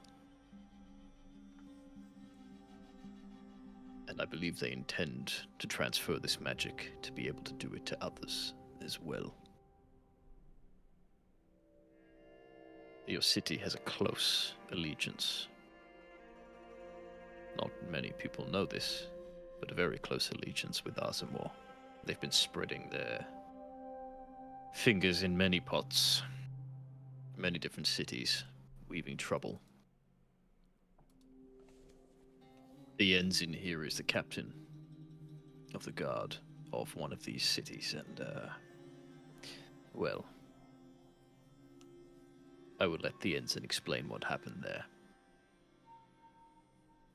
Roll me a perception check, you two.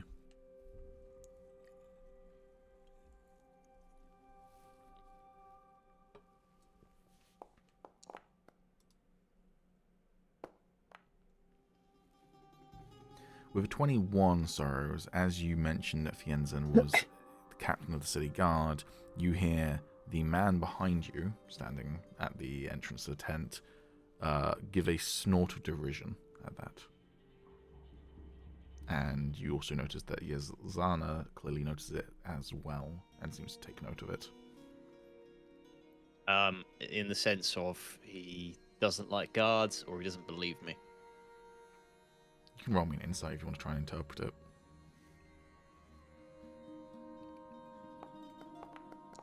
Damn. Yeah, he does not appear to like the police. Not a fan of the popo. Also, just noticed that because I used this image as the background for Yazana's token art, it kind of looks like she's got a transparent background. Oh Wait, yeah. that's not transparent? Nope. Oh yeah, I can see that now as well. Damn. It's the red cloth. Yeah, is you the just red lined it cloth up here, really well. and Yeah. So it's like different scale, but yeah. Yeah, okay. Fienzan will clear his throat though.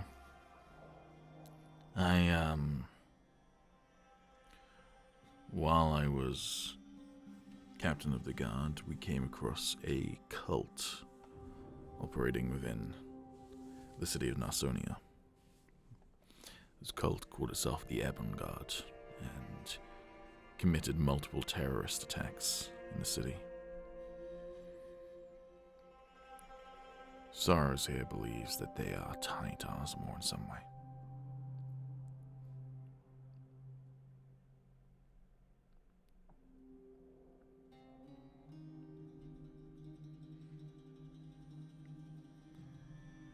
Okay, says Yazana. So,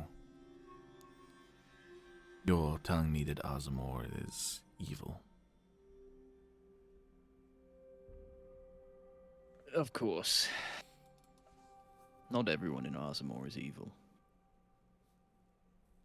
Some probably disagree with the people in charge. Some don't know any better.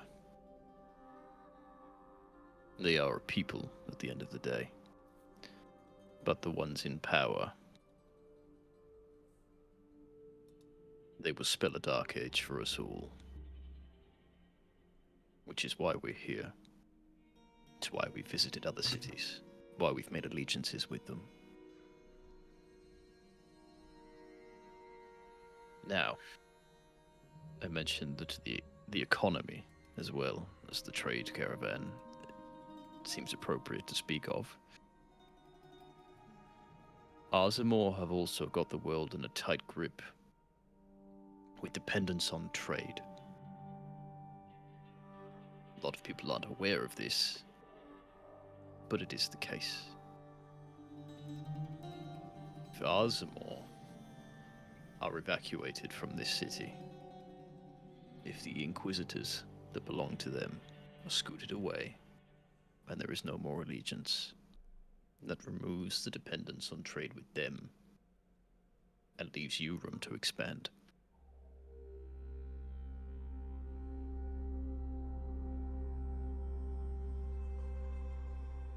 Which is why I ask that you assist us in the reorganizing of the city to reclaim your people's independence. Assist you how? We wish for this to be as peaceful as possible. We do not want to plunge your city into war. But we do realize that some measure of a sign of force may be required. So, this could be with fighting strength. But supplies, anything you can provide, is helpful. Contact with other factions within the city. I imagine you have strong relationships with many people here. Your help is invaluable, however you may provide it.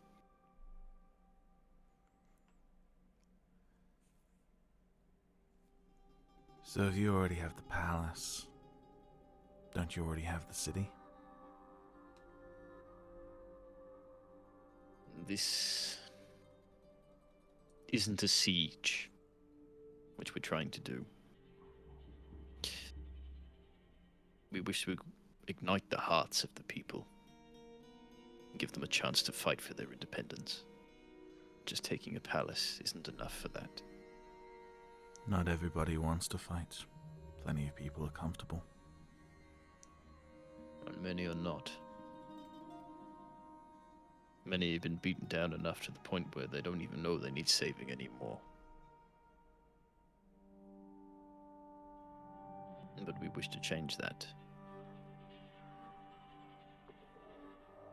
Before it's too late. And the clock is indeed ticking.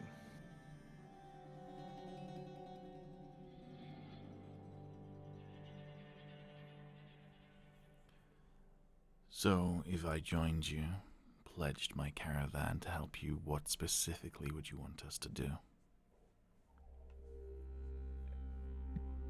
As I said, any assistance with your influence, to have conversations with other faction members, sway things in our side a little, that would be helpful. I'm not a politician. I'm aware, but working in trade, I'm sure you have your reputation. There's also, well, supply to the palace. While we are not doing a siege ourselves, we do have possession of the palace, and I'm sure eventually we're going to be in need of supplies.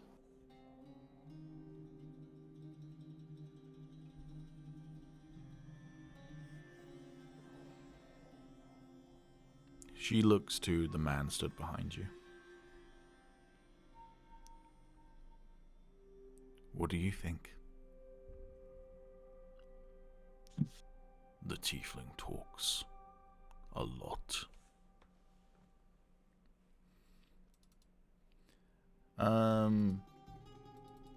By the way, it's worth knowing, he is genuinely nearly as tall as you. He's 6'5". God damn. Yeah. God damn.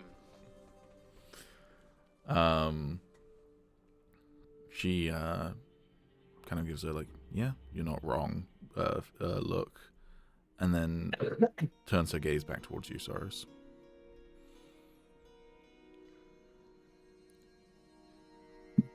I acknowledge your plight. I acknowledge that you believe that what you're doing is necessary, but you're going to put a lot of people in a lot of danger by staying here.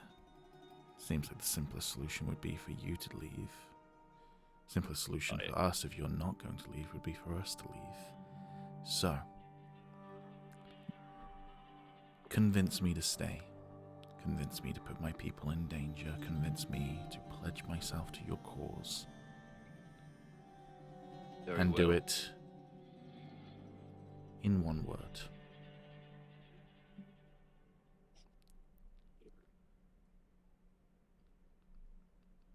People. Moog's not here, shut the fuck up. Could I Could just sort of like lean like past Sorrows, like so I'm just kind of behind him, so I'm not like speaking out loud to the group, so you know I'm making that clear, and I'm just like, what about profit? Well, I was thinking dragon. But that could work too.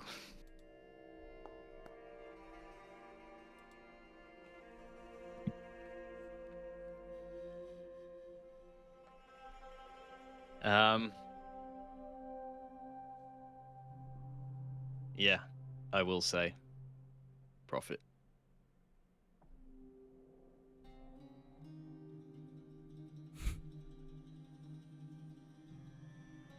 You wish to offer us money. As I said, with the world's independence on the Azamorian trade, things finding balance leaves a lot of opportunity for other companies to earn that coin instead.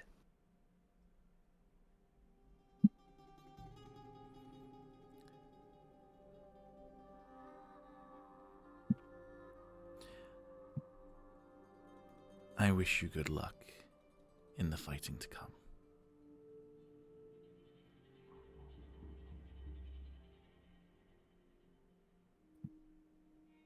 I don't know.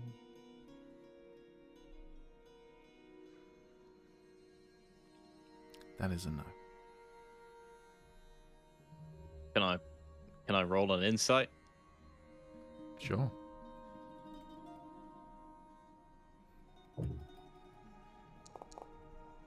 Yikes. You have no Could idea. I roll an insight? Sure. Can Theanzin roll it? Oof. Can Thienzin roll an insight? Oh well. It was a good try. He rolled better than a 4. Kenji. 5? He rolled better than a 10. Oh, damn.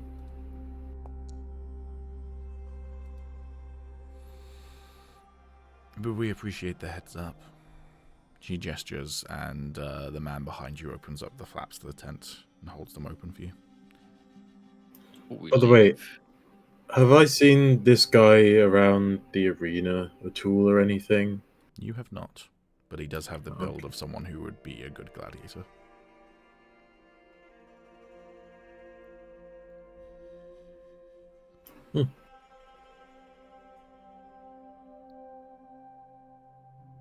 Tommy, you want to say? before we leave, may I ask why? You failed the test, and I don't trust that your priorities are the same as mine. What test might this be? I gave you one word to try and convince me. You failed.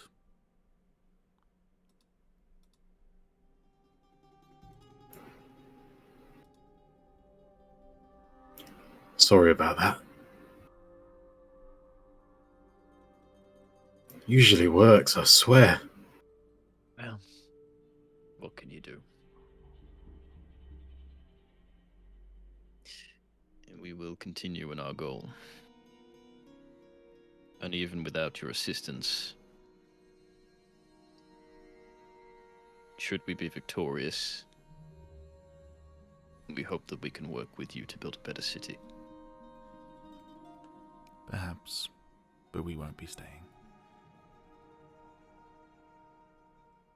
Very well. I do not wish to strong-arm anyone.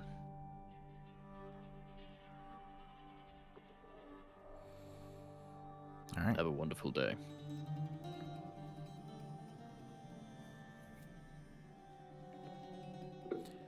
As you step out of the tent, the tall, muscular man picks up your axe and thrusts it into your chest.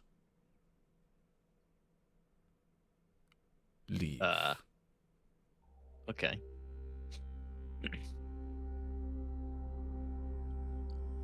I sense a hostility from you.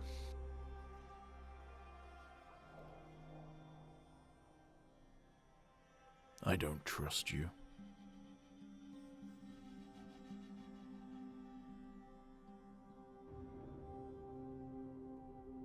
I gathered that.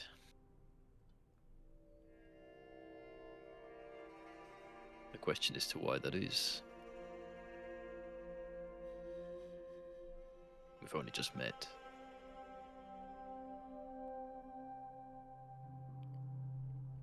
She's a quick study. She doesn't trust you. I'm about to get my my Jedi friend to cut this guy's arm off. The way this conversation's going.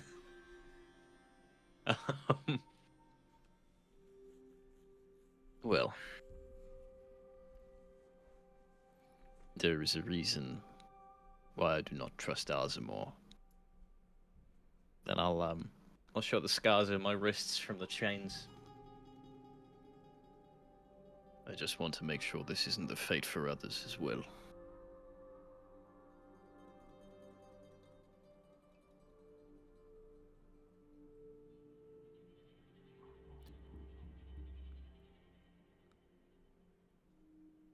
He nods his head.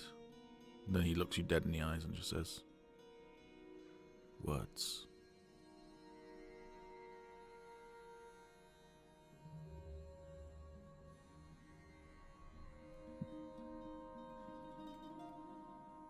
I'm gonna look at Luft.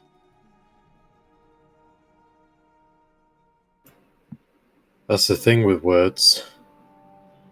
They don't mean anything until it comes to actually putting them into action. But you've already judged us before we've got to the action.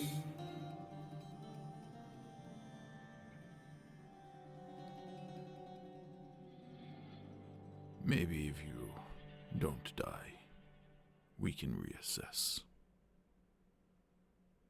Well, I'll try my hardest for that then. And then maybe we'll see. It would be nice to see you out there. I've got a feeling you're a very strong fighter. I personally wouldn't want to fight you, to be honest. He turns back to Sorrows and goes, this one is smart. Let him say words next time.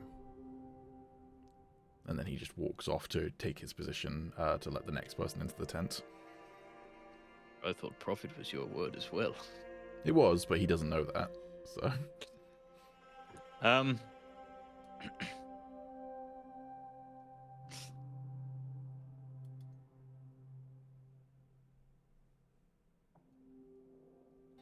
think we might need to take this gang a little visit. Perhaps cleaning the streets might sway some more heads.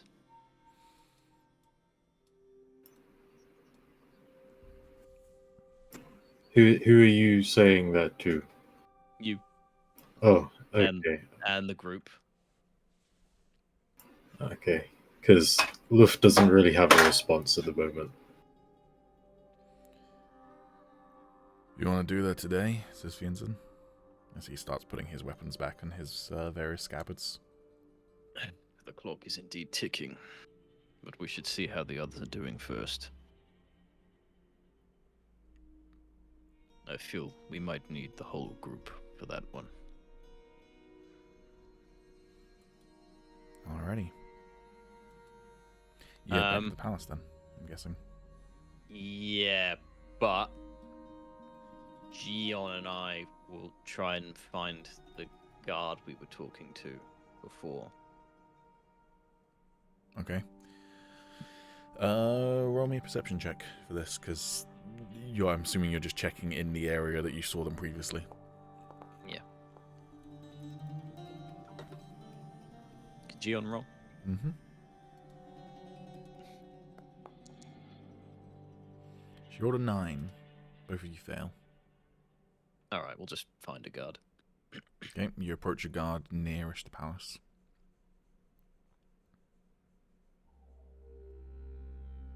Hail, citizen.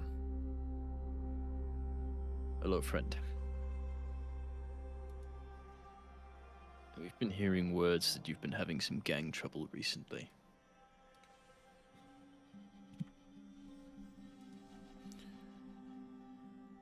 He raises an eyebrow at that. What do you mean? Something about a organized gang causing trouble in the streets. There was one, but it sounds like someone else torched the headquarters and they're all gone now. Is that so? Yeah. I mean, there's probably some stragglers, but... where I hear it's just a thieves guild operating in the city now. I've heard other rumors of somebody making poison. Doesn't surprise me, but it's not anything I'm aware of. Very well. We were just looking to see if there was anything we could do to assist.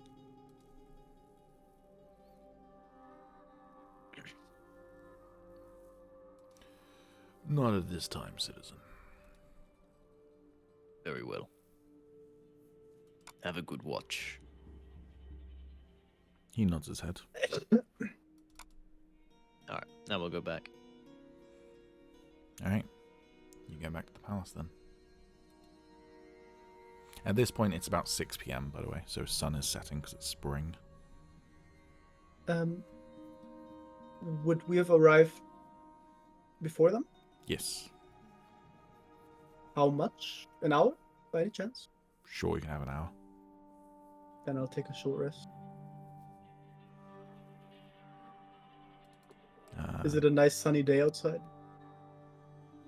It's, I mean, the sun is setting, but, Okay.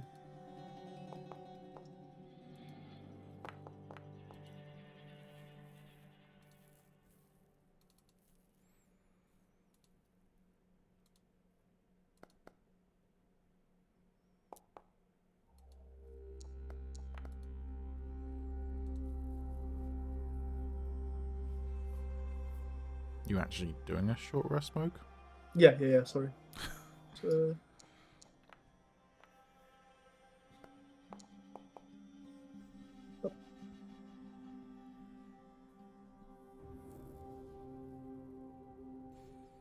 Alrighty. The other group gets there then.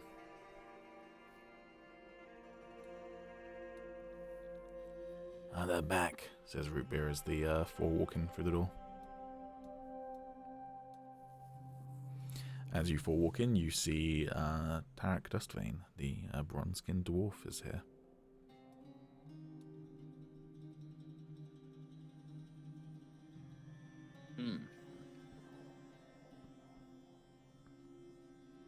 Hello. Hail, says Tarek Dustvane. My name is Tarek Dustvane. Your friends asked me to assist you. Thank you for coming, Tarek. He nods his head. Looks like you lot might have been less successful, says Kypheria.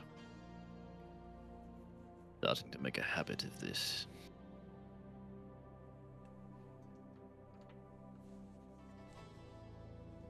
I also asked the guard about that gang and the poison maker. but they don't seem to know anything about them. Might be that the gang's being more subtle. I heard it from people in the Thieves Guild. Aye. There is an Jules information broker in the city, though. We could talk to him.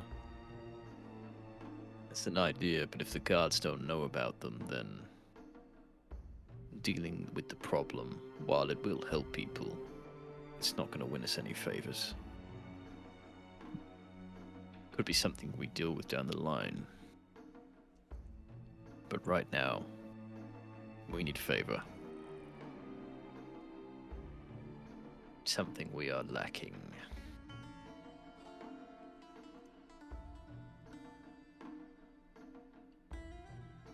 Tarek, I Yes. don't suppose you have any ideas. What exactly are you trying to do here? Win favor? Help people. Help them how? Get them to fight for independence. Look, fighting for independence is a tough call. Most people live in apathy, even if they're struggling. Aye.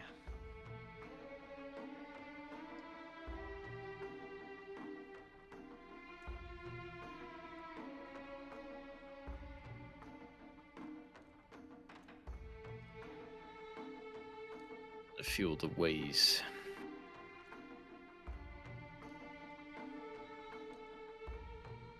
of non-tieflings is alien to me at times.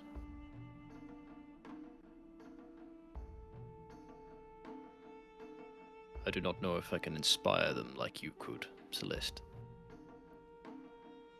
What do you think? What would you have me do? Try and convince an entire city to turn on their masters? That's a tall order. Everything we've done this far is a tall order. But you were the legend here, not us. I'm not a legend. The Horn, maybe. But people don't know my name. And just because some guy, a guy currently unconscious and completely not any help to anyone, keeps telling me that I'm gonna be a legend, that doesn't make it so. You blowing the horn is what brought me here. Who's to say others won't come? Who's to say others won't just take up the call to action when we get going?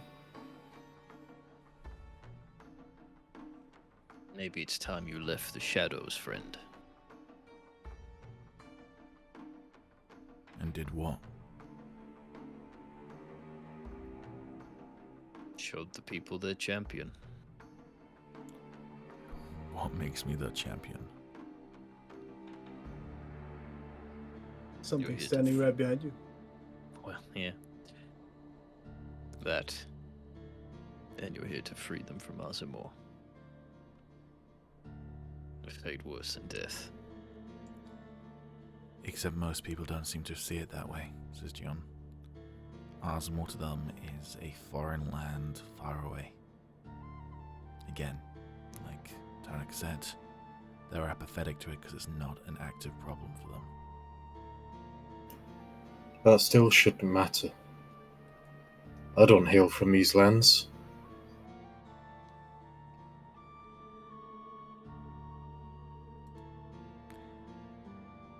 You're also not afraid of dragons. That kind of makes you unusual, she says, folding her arms. Well, to me it seems like this room is full of unusual people, and I'm sure there's a lot more out there. Aye. But not the commoners. Not the people And what we are actually we need to to do? inspire. Sit around, wait. Let horrible things happen to them until they decide they want change, but at that point, it would be too late. It's never too late.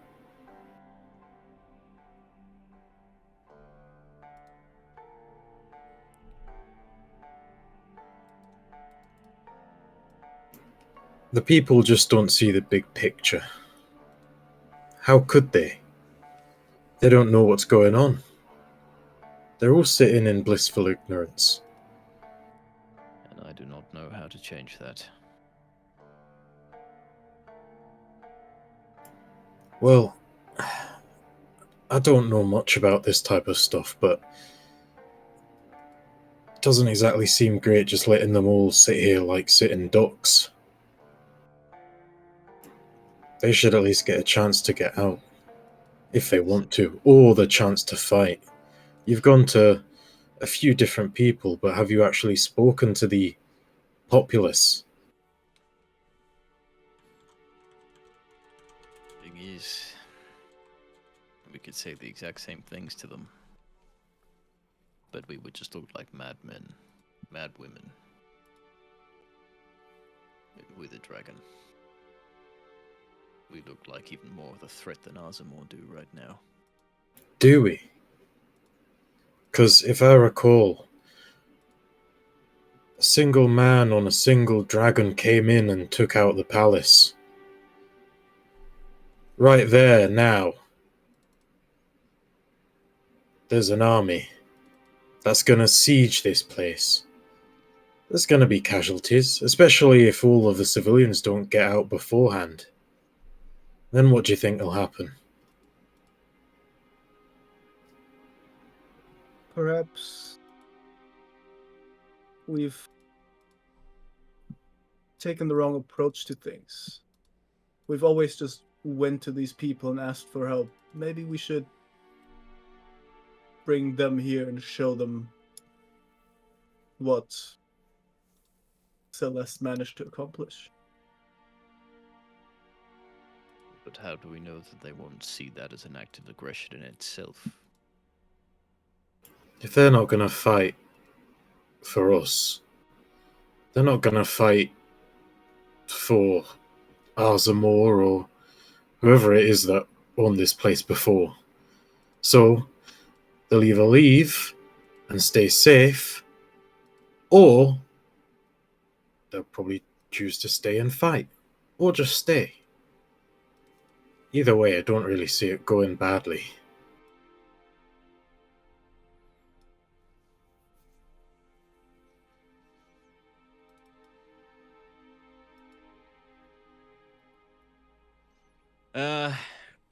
Soros is gonna just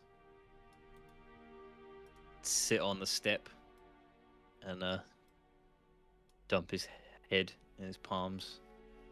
It's pretty late by now, right? It's 6:30.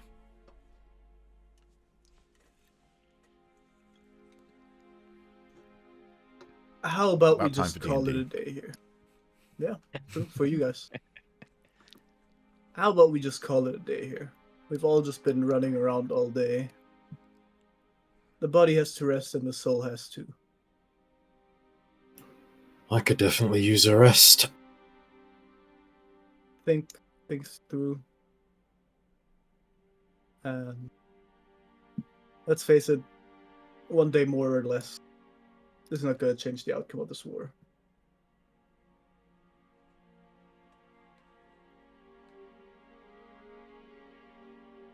Now, I've never actually been in a place as big as this before, so, like, are there any spare beds?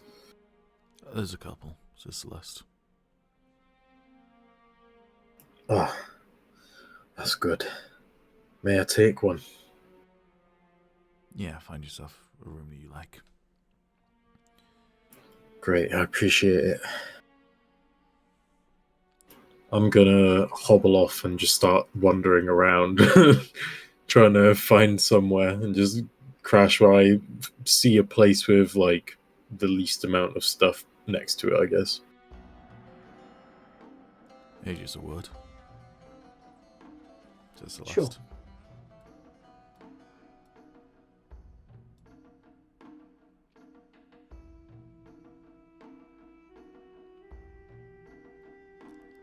Look, I imagine some people in the group might object to this suggestion, he says as he crouches down next to Kevorth. Okay. I would have an idea of what to do right now. But I get that he tends to just think of the big picture. But maybe we need that right now. Right, are you forgetting that he's currently... That's what I'm saying. I maybe need you to try and work out how to wake him up. Smelling salts. Might be beyond my areas of expertise, but I can... Then we need mages as an academy here, right? Yes, there is. But I don't trust the... Well, at least I don't trust the person that seems to be making a lot of the moves. Look, I hate to say this because I tend to disagree with Dai when it comes to this sort of thing. But to me, it feels like Sorrows is trying to inspire people and he's failing, which might mean that we don't need to inspire them. Maybe they need to be shown the face of Azamor.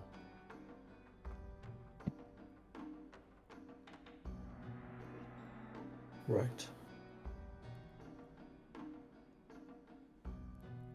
Or maybe they need to see that we're merciful. We let the prisoners go, he says with a smirk. It's an option. I wouldn't be opposed to it.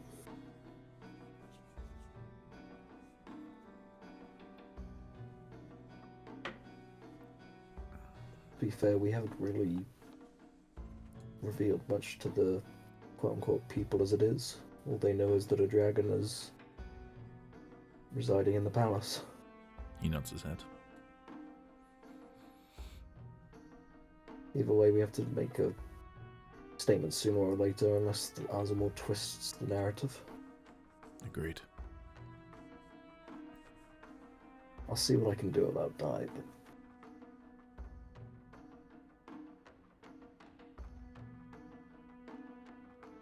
yeah, I'll see. We'll see. Maybe we do need to just make a public announcement. But if we're not in a strong position when we do that, we might lose more ground than we gain.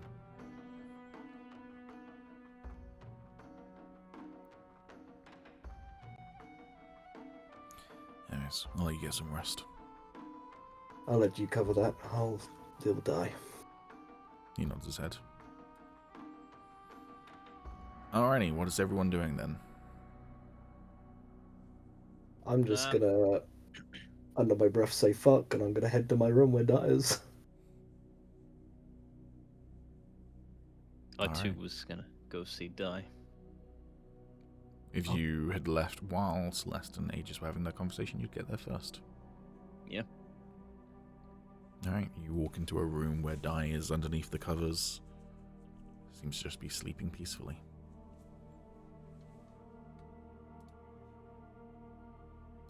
Is Gion with me? If you want her to be.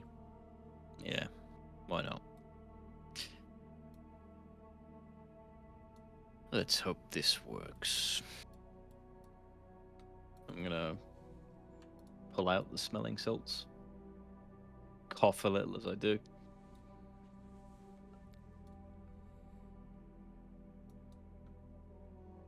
Alright. And then hold them under his nose. Roll me a medicine check to assess how successful you are being.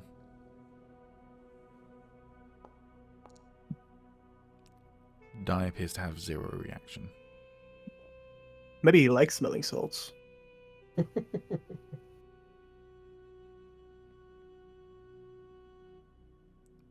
At a guess, I would say it's probably not of the natural means that he is unconscious. So natural solutions are unlikely to work, says Gion. I was hoping that wouldn't be the case. I get it. Dawn's a razor. I'll put away the smelling salts. And I'll just sit on the end of his bed. I'll just look at Gion and just look defeated as hell. Hey man, I don't need you two having some weird romantic thing while I also have an unconscious guy in my bed. I wouldn't say that's romantic. It's fucking sad puppy Sad puppy sorrows. You don't know what Gion's gonna do to cheer you up. She walks over, speaking of, she walks over and will simply embrace your head so that you're basically like hugging her stomach. And she'll stroke your hair.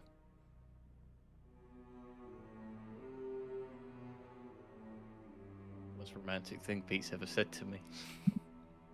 I was wrong. I guess it is. For now. I'll just lean into it.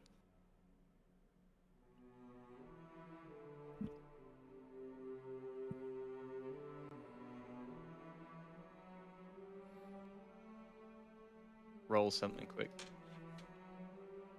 Okay.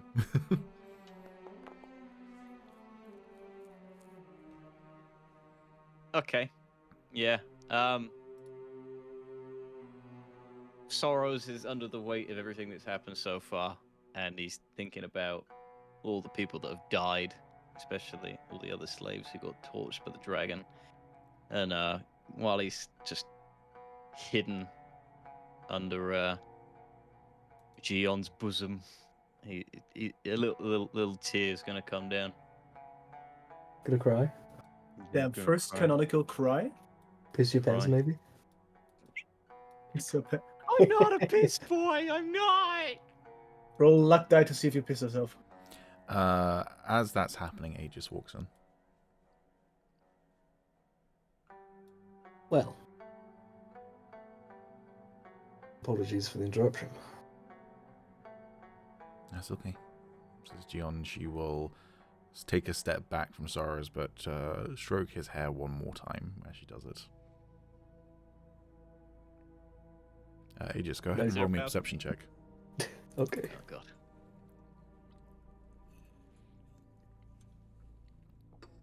Is seeing Sora's cry mean I get like permanent advantage against her?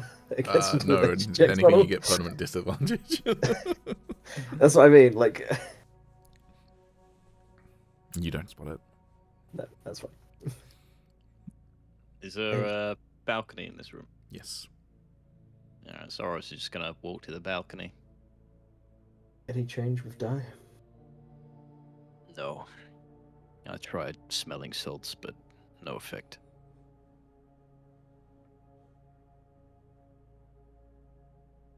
See. I'll sort of walk around the room, you know, like, I don't know, I guess there's stuff there for Dai, you know, he might have like a wet like rag or something on his head. I don't know what's going on with his condition, but He's not running a temperature or anything, but yeah, there can be a bowl and some water if you want to give him a wet rag over his head. well, I mean, it's If you want also water that, him, and then go for it. it's that, and you got to try and get water into him somehow. So normally, getting Yeah, that's true. using the like a rag and then squeezing it in the mouth is the Yeah. way. But yeah, I'll just sort of go around the room, sort of tending for him. Alright. I think everybody's sort of done for the day, so I don't know what everyone else is doing, but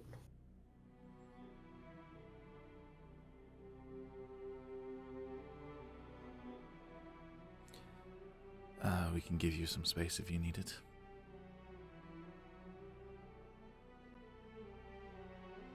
don't mean to sound rude, but it is my room. She will walk to the door and then look back at Soros. Yeah, I'll pull myself up and follow Gion. Alrighty. As soon as them two leave the room, I'll stop what I'm doing. Stand up and sort of stretch. Alright, Dai. I don't like you, but this is for Celeste. And I will head to the foot of the bed. And I'll pull out the staff. Okay. God, I hope this works. And I'm gonna do a thing. We'll come back to that in a moment. You pull out the staff, first of all. Oh god. roll me a perception check as you pull out the staff before you activate it. We'll keep that roll though, don't worry. Okay.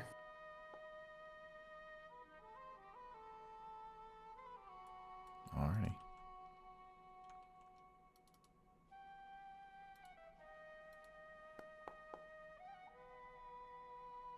Interesting. Interesting. So, there you are, stood at the foot of Guy's bed. You pull out the staff. You ready yourself to use the crack. That at this point, you're starting to understand how it works. And right as you place the staff on the ground and start to focus on it, your hearing, your good elf ear slightly perks up. You hear a slight whistling on the wind, and instinctively you take just one step back and move the staff as you do, and suddenly an arrow is lodged in the staff. Oh, fuck. Okay. General reflexes. What direction is it in the staff? Is it like from behind me or From the balcony. So from the balcony? From a Fuck them. rooftop, presumably being able to Guess look into the room. Guess I'm looking at that direction. All right. You spot a shadowy figure, appears to be an elf of some kind, wearing a face mask and a turban with a bow. They curse under their breath, which you probably don't hear from that distance. And then they draw another arrow. Also, give me another perception check on that arrow. Oh, God. You notice a small green ichor on the end of the arrowhead start to seep down the staff.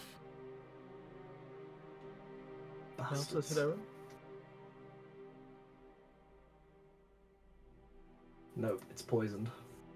Nope. Right, cool. Instinctually then, what do I want to do here? Was it aimed at me? Yes. Or does it feel like I got in the way of it being aimed at Di? No, it was aimed at you. Okay, alright. That's good then.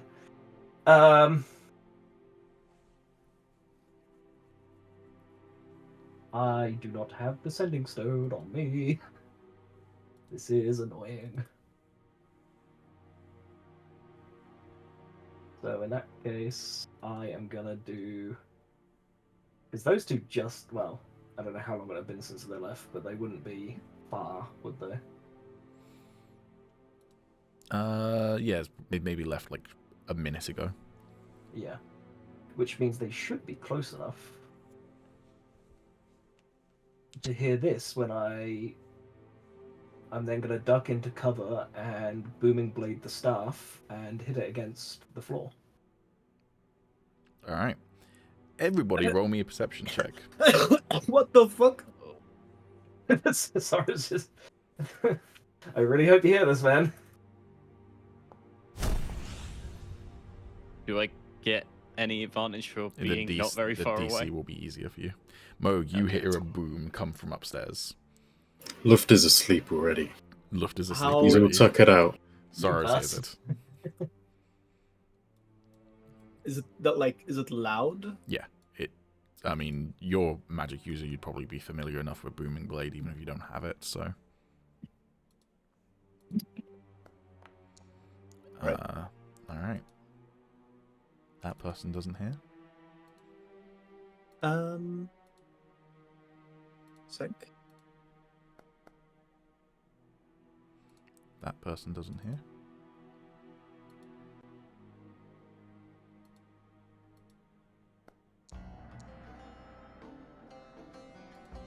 That person doesn't hear. Alrighty. It might just be Root Beer and Sorrows. Not Root Beer, sorry. Moog and Sorrows who heard. I'm rolling for Root Beer as we speak. Yeah, it's just Moog and Sorrows and by extension, Gion who hears. Cool. What the fuck is going on then, Pete? Am I rolling initiative or? Give me a second. I'm also going to start running in Oh, back to, yeah. Ooh, I forgot about the ensign.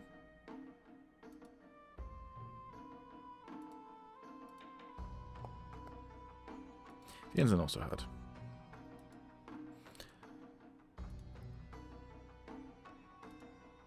All initiatives.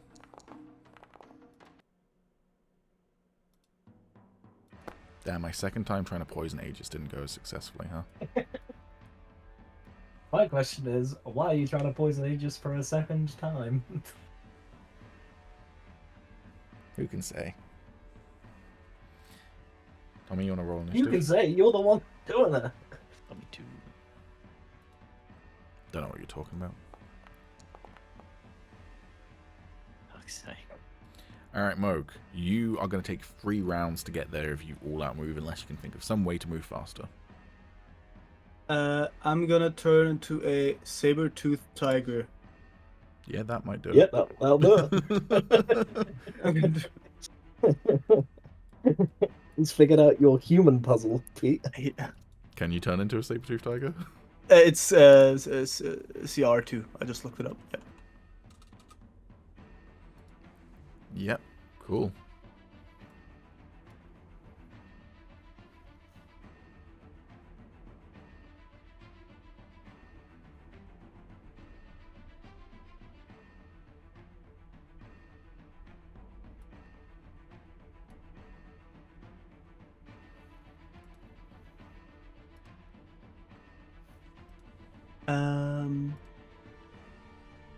Yes. Wait, which direct? I mean, I'll just go towards the boom, I It will guess. take you 2 turns to get there now, basically. Okay, yeah. If I'll double move, of course. Blah blah. Yeah. And yeah. Alrighty. The ensign's turn. It will also take him 3 turns to get there.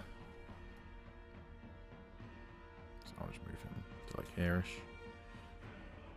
It's all kind of vaguely representative of the space. It's not actually where the space is. Gione, it will take her a turn to get there, so she will all out move to get there. So she will basically get to the door and kick it open on her turn. She won't be able to kick it open. She'll get to the door. Agis, your turn.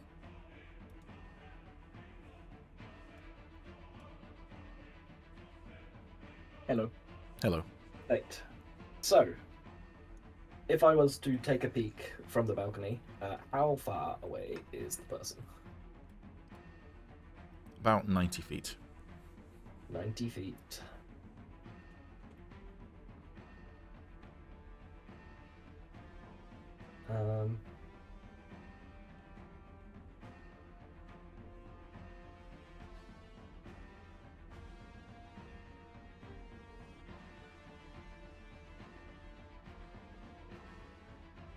This is a bit annoying. 90 feet, eh? Yep. Actually, yeah, fuck it. I'm gonna cast. This is really risky, but I'm gonna do it. I'm gonna cast Spider Climb on myself. And I'm gonna try and parkour wall climb my way to the person. Time to milk Agis. Damn, I nearly made a look at Little Goblin Jr. gonna cry joke when Soros was crying earlier, now you're going Spider-Man. Alrighty.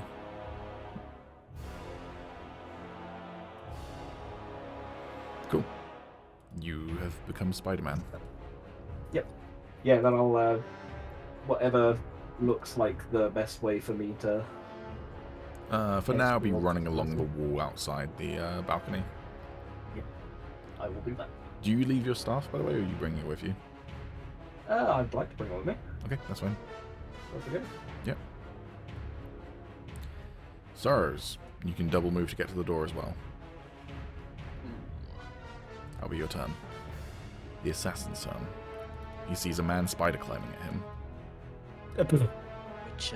Which door am I going for? Middle one. This one will be... Again, this is representative of it. It's not actually where you are physically.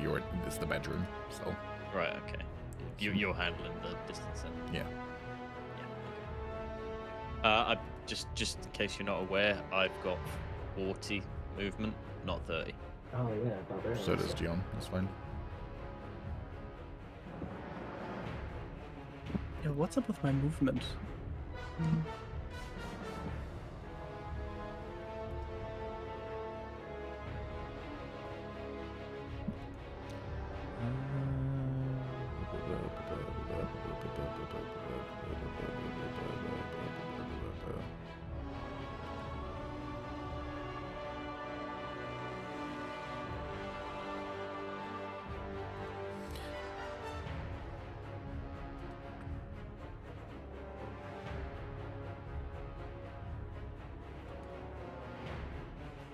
Alright. They're gonna try and shoot you again. Okay. Oh no. Nat 20. Oh no, it's gonna immediately knock me unconscious and I'm gonna fall on the floor. Spider boy on the floor. This is so bad for me. Alright, you take 13 points of damage first of all.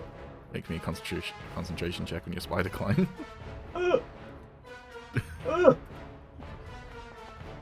Okay, you're fine in terms of the spider climb. Alright, now make me a constitution saving throw. If that's purple worm poison, goodbye, man. It's nice knowing you. Alright, you also beat the effects of the poison.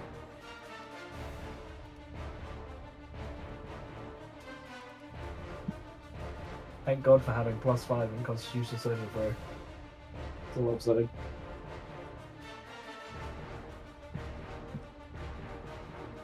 Just having a look at some things.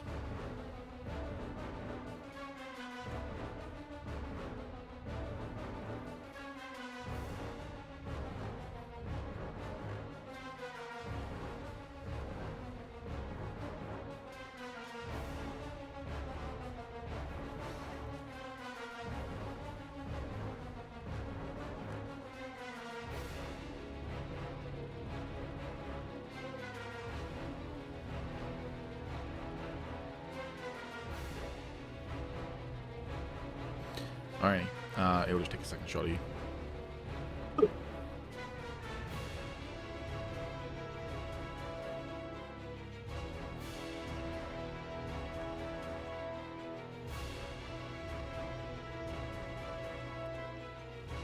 You'll also use Slayer's Prey on you. It's not good.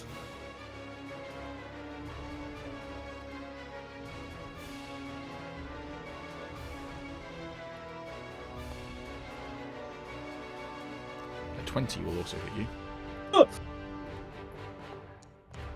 Guys, I'm starting to think I was the target. You can have a 3 points of damage. You think?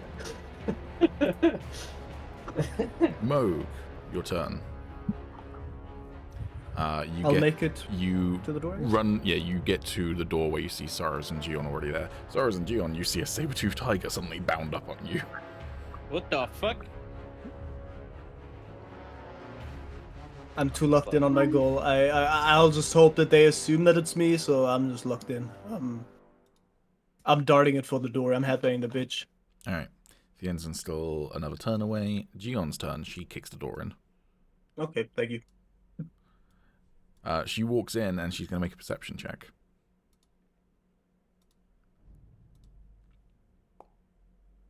Nat 20, okay.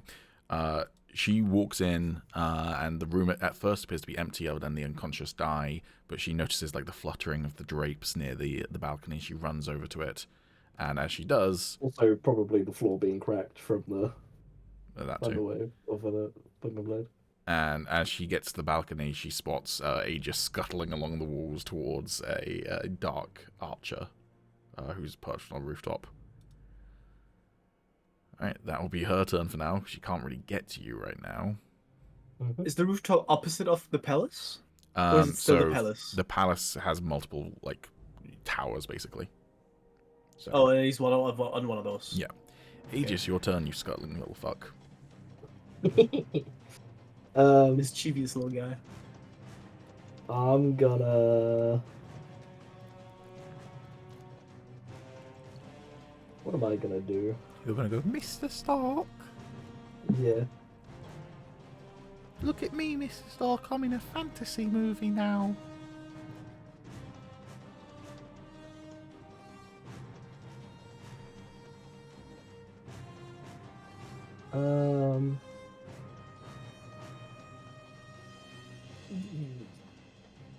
Okay, I'm gonna move my movement, I guess, Mm-hmm.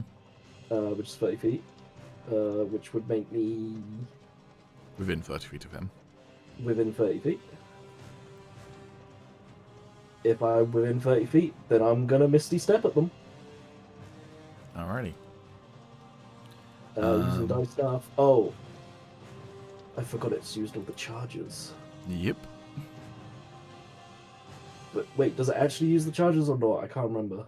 It does. We'll come back to that in a moment. So you essentially did manage to get off the crack in the slab as the arrow hit. So we'll see what happens with that in a moment. Right.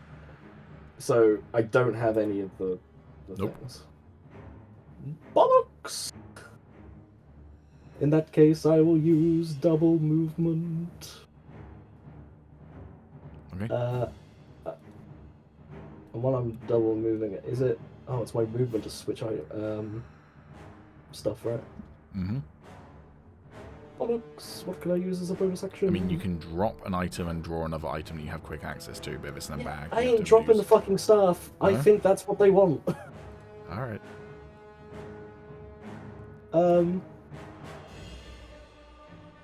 Guess I'm here now.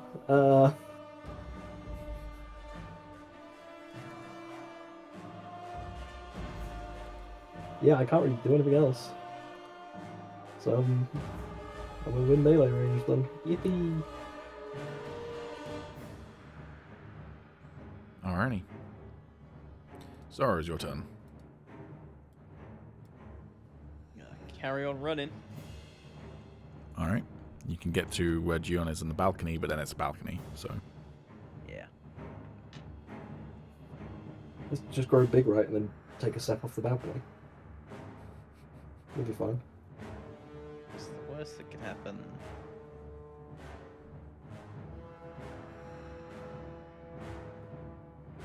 Alright. Doing anything else for your turn? Can I roll perception? Sure.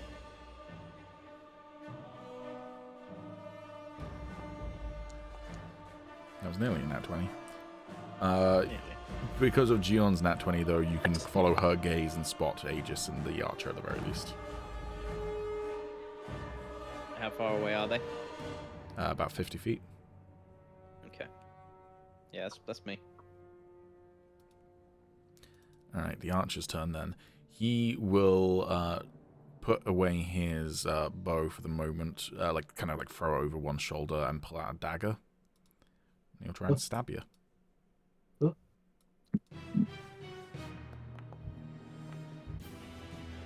Alright, you manage to dodge out of the way, and as you do, your hand touches his wrist, and because you've still got spider climb on, you're sticky. And he kind of rips his arm away when he realizes it's stuck to your hand, but in the process drops the knife. Oh yeah. Yeah, was that net one? Yeah, it was. Very nice.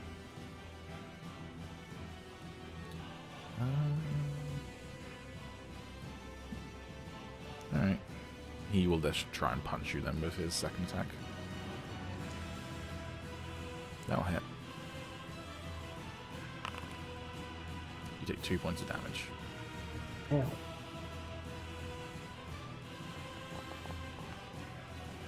But you pass your concentration. Moog, your turn. Okay. Very specific order in which I do this. I just run in. Perception check based on smell, because that would give me advantage on saber cat wing. Bro, are you sniffing me? I'm sniffing, bro. With an 18, you smell, first of all, a small droplet of drow's poison on the floor. Okay. That was poison. And then you can also smell the archer and Agis. Okay. I'll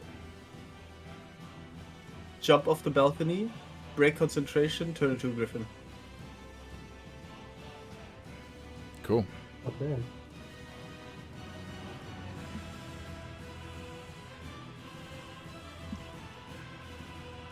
And I do have a shit ton of fly speed as a griffin, like 90 or some shit. I could probably reach him with that, right? Yeah, I don't see why not. Okay, well in that case I'll just fucking dive bomb onto him and just grapple him, I guess. You will try. I will Yeah, try the and druid's doing druid things. Didn't even pick up the other two.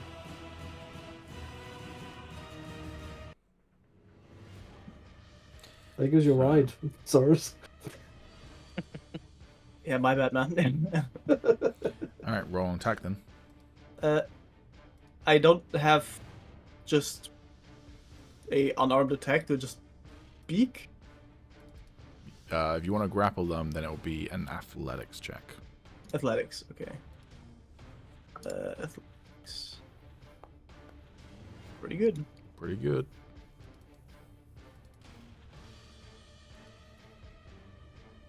They're going to try and obviously not be grappled.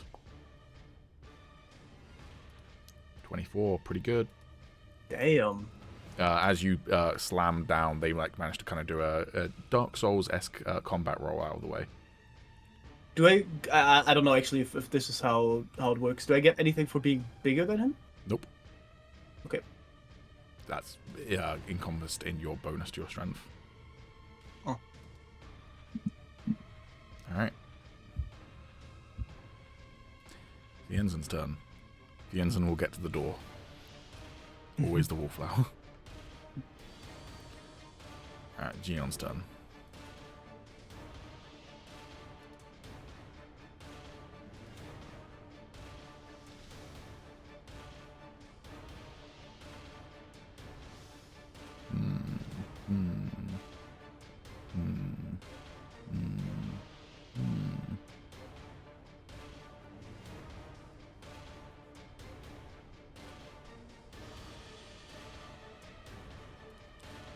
She'll take a couple of steps back. And then she will do Step of the Wind to double her jump distance.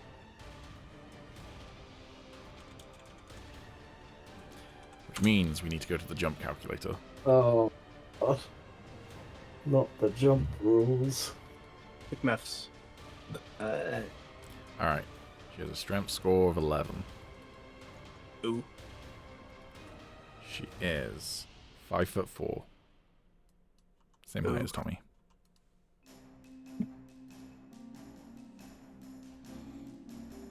Alright. Just a disapproving shaking of your head. She has 22 feet of jump. So she is going to... I'm going to say with height and what have you. That's fine. She'll use slow fall to reduce any damage she might take, and she's basically going to land on the tower, but like significantly further below, essentially.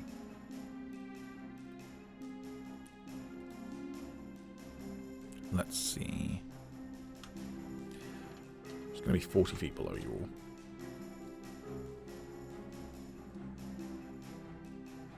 Alright. Agis, your turn.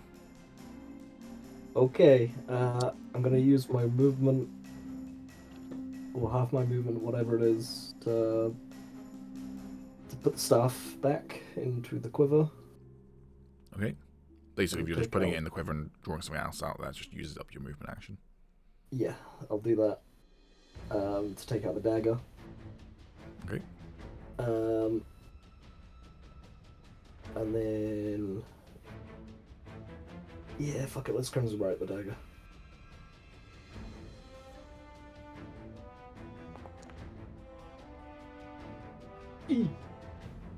Eek. That's 4. Yep. Concentration check. Oh yeah. I forgot You're not that. actively using Spider Climb to be on this roof, to be fair. So that fails. You're no longer concentrating, but it's not that big of a deal. Yeah, that's fine.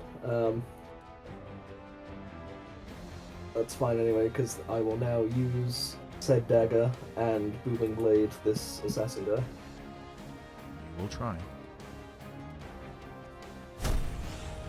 That's one big boom on the assassin. He says.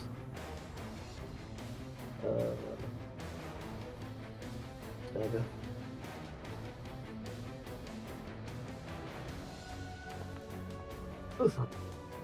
Flinch. Yeah, that's a miss. Flinch. So target him, please. Oh yeah, sorry. No, we don't have a Valenn guy, do we?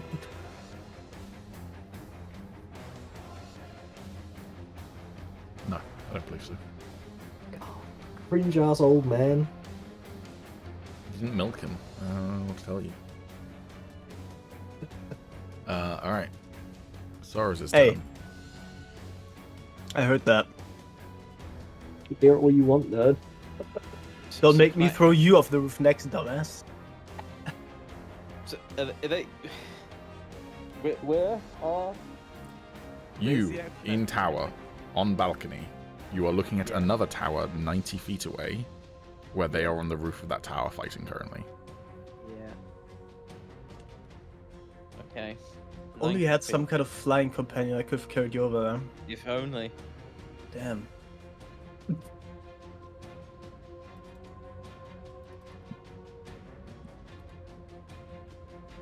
Hmm.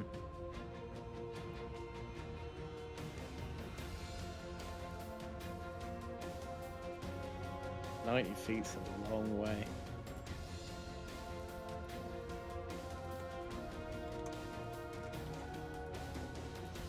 I don't think I can do anything. Not with that fucking attitude, you can't. That's not true, actually. Hold on. Hold on.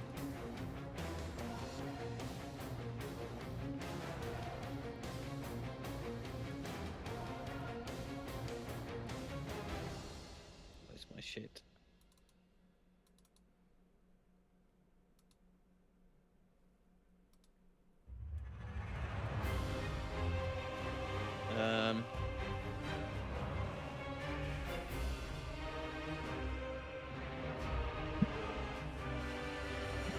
Fucking tree sentinel bastard. Oh! I forgot that I have advantage on initiative rolls down. Well, you should be utilizing that, but too late now. Yeah. Where is...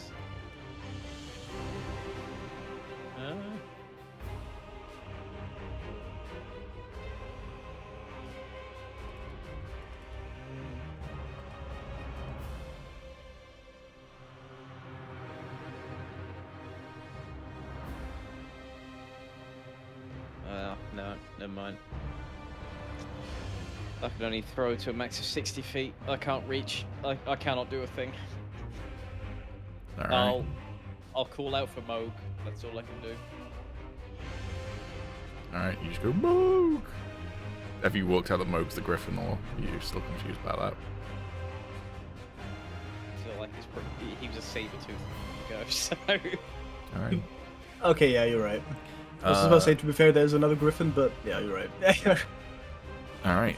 The assassin, now without a melee weapon and in melee range, is going to flex his neck and hold out his hands like this, and they will start to flicker with lightning, sparking off with their fingers, and he is going to use extra attack.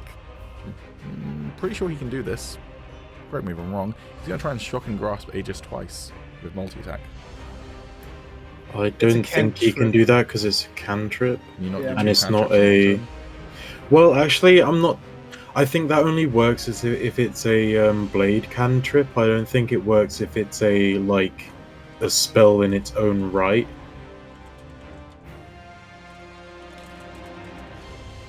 Let's have a look. You can cast one action or bonus action cantrip and one action or bonus action spell during your turn. Okay, so it's one cantrip per turn anyways. Okay, so he can't multi-attack it. That's fine. He'll still try and shock and grasp Agis though. Is Agis bettered up? Oh yeah, you got crit, right? Yeah. He hits. Yeah, because I think you can use it for things like Booming Blade, because your second... Because it technically counts as a melee attack, so then you can use your extra attack as like a extra weapon attack. Or So like smite or whatever. You take 13 points of damage as he shock and grasps you, Agis. Ow! Mo, your turn. Bastardo! You said disengaging was a bonus action, correct? If you Just go- to one target. Yeah. Yeah. Okay. Yeah, I'll just do my full combo on him. I don't know how much health he has. I'll just say non-lethal, so I'll just, I don't know, bite off a leg or some shit. Funnily enough, I don't think he's taken any damage. Yeah, but I don't know. But he might be like, I don't know, whatever. Samo is still scarred from when he accidentally killed a dwarf that he cared about in Yes. one go. Yes. This guy might also have the commoner step block. I mean, probably not his multi-attack, but yeah. Okay, yeah, I'm doing... Actually, can I just position myself where I'm flanking him with Sure. Agis? Okay. I'm flanking. Flanky. That'll Let me bite you. hit. And can you target him, please? Oh, sorry. Yep.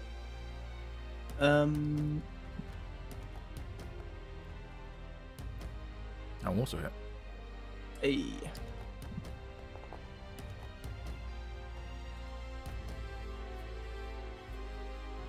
Cool. And now I'll disengage, fly away towards Soros.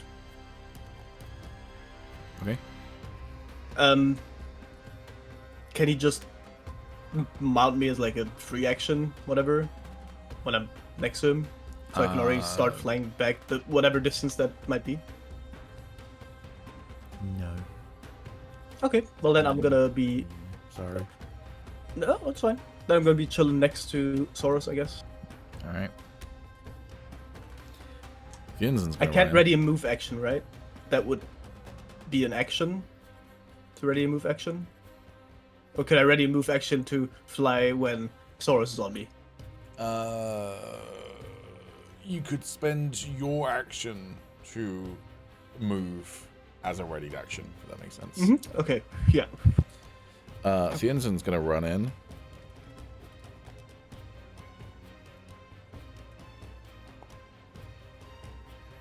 And he's gonna work out what's going on. There's not a lot he can do either, really. So He can get on as well, if he wants to.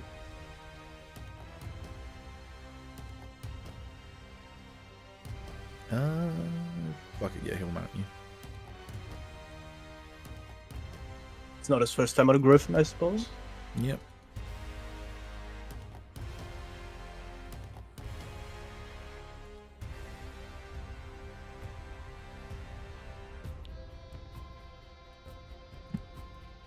Alright.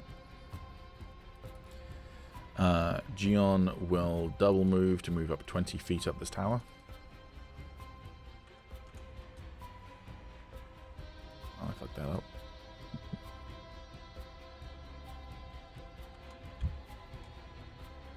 There we go. Agis, your turn.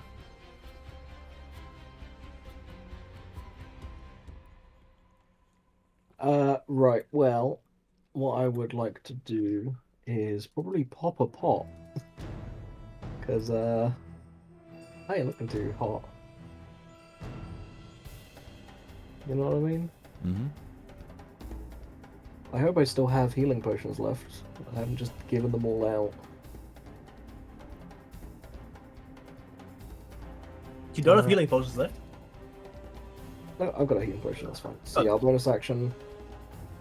I'll sip a supper pot. Damn. Does also take your movement action, by the way, to rifle for your bag to get it. Yeah, that's fine. I was chugging that Mountain Dew.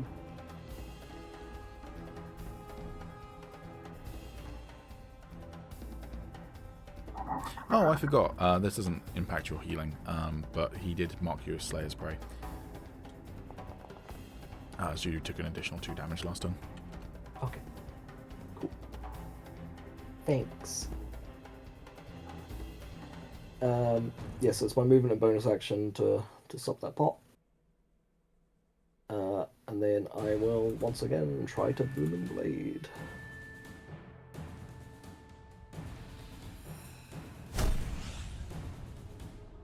Bonk.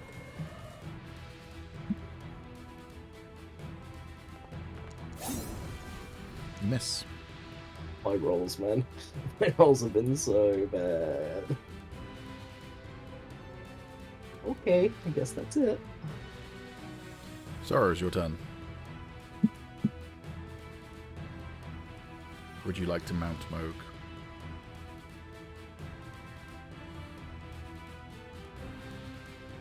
Are you lost in deep thought? Are you currently Not playing a disturbed. video loop that makes it think, so that we think you're there when you're actually breaking into a high security building? Hey! Are you aware that I'm talking to you right now, Tommy? No, what was that? Sorry. Your fucking turn, you dipshit. Okay. Right. Tamo is next to me. Yeah. Yeah. I'm gonna climb on his back. Alright. Triggering your held action then, Moog? I mean, you said that it would cost an action. Yeah. And I already attacked him last. So it would be your action this turn. Upcoming. I mean, I would have to, as long as you don't allow just movement being. So you've got one or two choices. You can either move right now, holding your action, so that you don't have an action when it gets to your turn, into. Oh yeah. two No, turns. then I'll move now. Yeah. Okay. Yeah.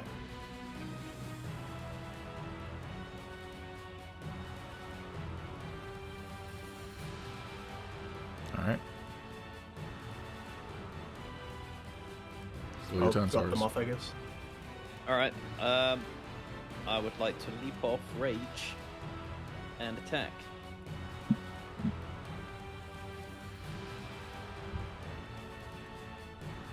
Soros. Am I able to get in a flanking position? Sure.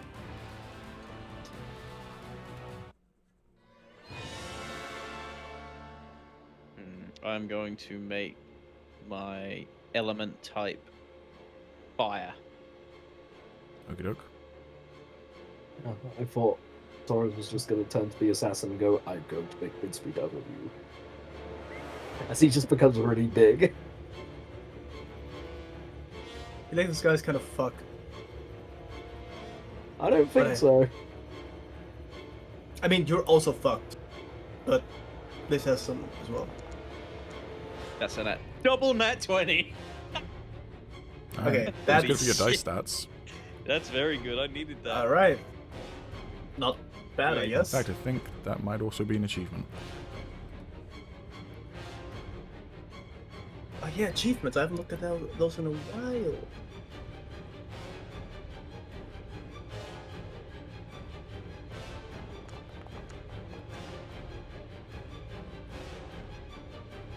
The elemental damage isn't affected by the crit, is it? If it's rolled damage, it is. If it's not, then no. Oh, okay, cool.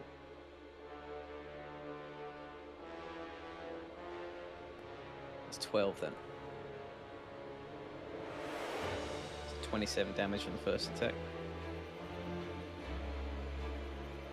Give me 1 second.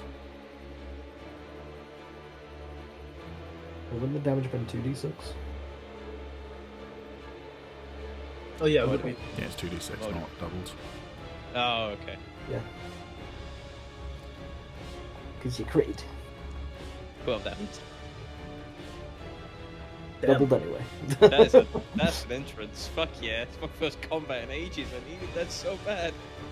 You're an And it Agis? wasn't an achievement, you just got it. Fuck Alright. yeah. So 15 plus 12, 27 damage. Yep. And that's the second attack.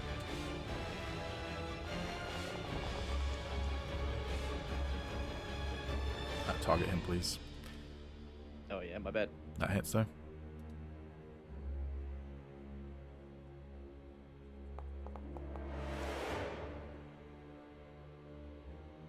Yikes.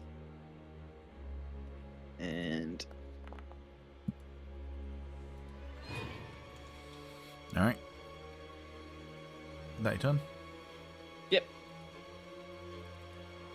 Okie doke.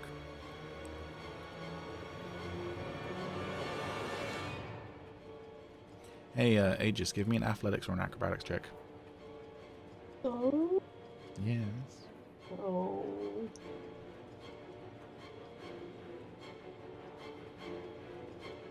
Okay. Cool. He failed. He is going to duck underneath you, and he'll use his bonus action to disengage. And then basically get behind you and grapple you.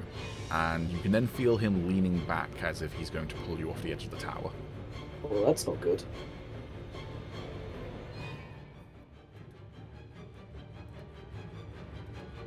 Elsewhere, the man's eyes open.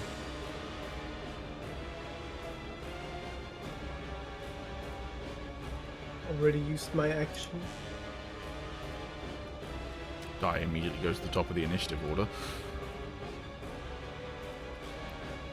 Oh shit. He stands up out of the bed.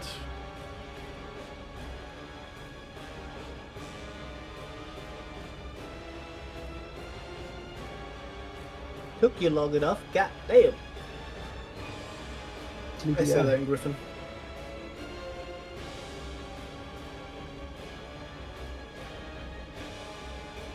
Fuck it.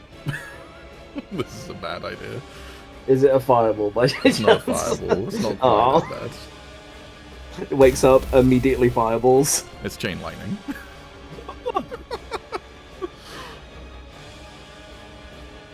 I knew I should have woke him up, that fuck. He doesn't have to target other people with it.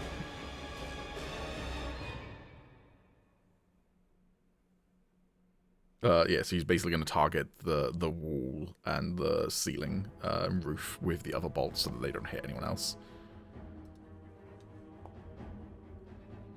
And, oh, that was not the right guy doing the dexterity saving throw, whoopsie. He's holding me. This is gonna hurt. Yeah, you take half damage from it, it's fine. It's gonna hurt. And he takes the full damage, so he takes 48 damage. And you take Ow. 24 damage. Motherfucker.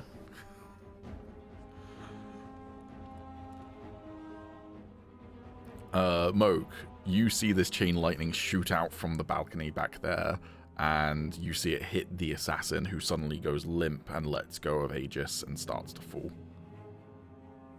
Aegis not falling, to clarify. Agis is going to have to make a dexterity saving throw because he was being pulled back when this happened. That'll be his turn. I mean, I'll just fly behind him, scoot him up, or like, kind of push him. Agis, I not the guess. assassin, yeah. I mean, yeah, the assassin's dead. I don't give a shit, but yeah, Well, it'd be nice to have the body so we can get any evidence. sure. But I mean, I don't think there's like a puddle of lava down there or some shit. I'm sure we can recover it. Okay, yeah, so you swoop in to like brace Agis then. Okay. Yeah, basically. Fienzan will hop off of you as you do that, and will grab Aegis's collar as well to just like doubly secure him. Gion's going to continue climbing up and hopefully not get hit by a falling body on the way down. She doesn't make any progress. She rolled real bad with her athletics. Agis, you don't need to make dexterity saving throw anymore. What do you like to do? I don't like how it's still an initiative. I'm not a fan. Guess I'm gonna make another perception roll then to have a look around.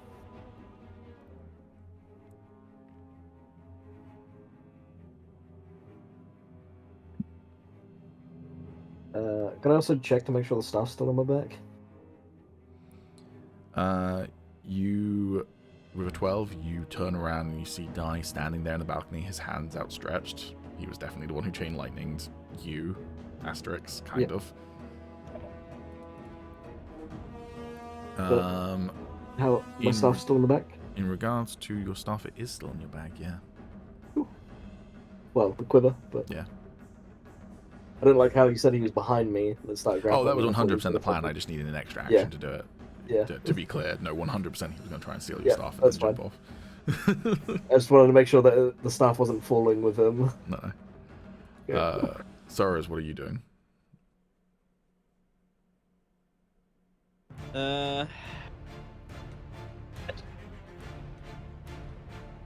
Is he actually 15 foot away from me right now? Yes, he's also actually dead, so. Yeah. And falling. And falling. Soros goes after him. Fuck you. Okay, I do want to try something. Okay. Oh god. I want to try and embed my axe into him by throwing it to him and then calling my axe back to me. Oh shit. Sure, I'll give you disadvantage on this because he is actively falling as you're throwing the axe, so it's going to be a hard hit.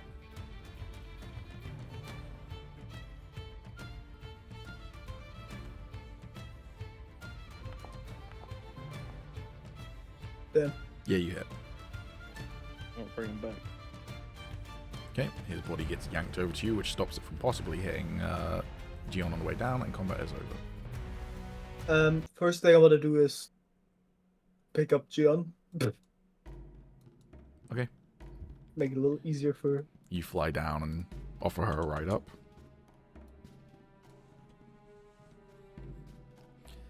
And then I go back home. And You do what, sorry? I just fly back to the roof. And Oh, gotcha. I So- thought you said turn back into Moog, and I was like, do you realize you've got limited wild shapes and you're currently on a roof and you've used 2, right? So you should actually be out of wild shapes right now as well. yeah. Oh, did they not? No, you didn't actually activate them. Oh, okay. Alrighty. You have the body. I mean, would- before we do anything, I think it's best if I just transport everyone back into the room, maybe, and not chill on this roof. Okay, you're going to have to ferry people bit by bit, so who do you want to ferry first? I guess Agis because he's fucked in the ass. I want a quarter life. Fucked in the ass isn't really the term I'd use, but okay. Hmm. You did just get chain lightning, so I mean. He Yeah, didn't no, get it's okay, chain but- lightninged. He got half chained lightninged for exposure. Alright? Let's not be dramatic about it. I don't even want to be an 8th chain lightning.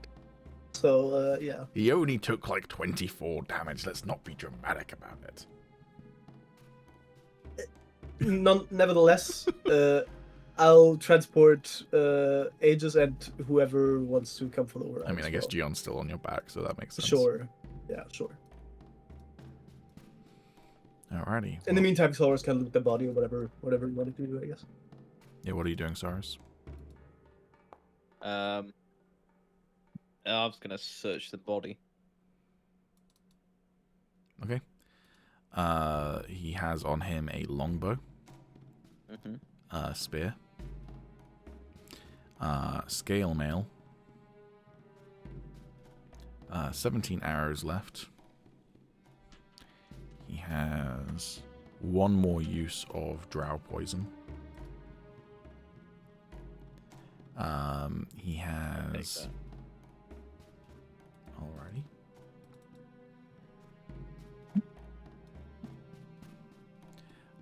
He has a bottle of ink. He has 10 rations. He has a torch, clothing, crowbar, hammer, ink pen, piton, rope, small knife, and a tinderbox. No missives or anything then. Nope, and he also has 10 gold. Alright. I'll share that with everyone who is present when I can. Yeah, grab the arrows as well, that'd be great. Yeah, you guys can have any of that. When, Make sure at least someone takes the ink pot and quill, because we every time we need a sort of pen and paper, which isn't often, we never have any, yeah, or like- just a pen. So like I like, said, come in handy. anyone can have at it when we're together. When we are together as well, I'd like to take his mask off. Okay. Scooby 2 time. Yeah. Fine, so you start looting the body. Fienzen will just stand by for now. Alright. Agis, do you want to say anything to Die as Moog drops you off? Yeah, I'll sort of walk past and then pat on the shoulder. Glad you're feeling better now. We should talk about what happened. But I gather there's more pertinent things currently going on. Oh, indeed. I'm gonna go grab the others. Roll me a perception check as you start to walk out of the room, Aegis.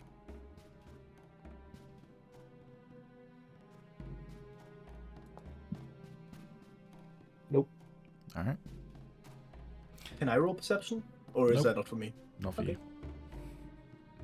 Alright, do you fly back and offer the next lot a ride? Yeah. I'll You can't transport all rest of it. 3 of them in one go, so who are you prioritizing? Oh, it's like the trolley problem. How about I take the corpse and... I mean, okay, now Soros is fine as well. I was just about to say, I mean, maybe big form Soros alone might be a good idea, but I mean, now I could just take Soros I'm in the not body, sure I guess. you would easily be able to fly big form Saros, honestly. I mean, he doubles in size. Mm-hmm. So it'd be the same size as you, and probably double the weight. So it'd weigh 440. I'm a strong bird, it's fine. I guess we'll find out one day, maybe. Alright, you fly them over. And then I'll take the end as well.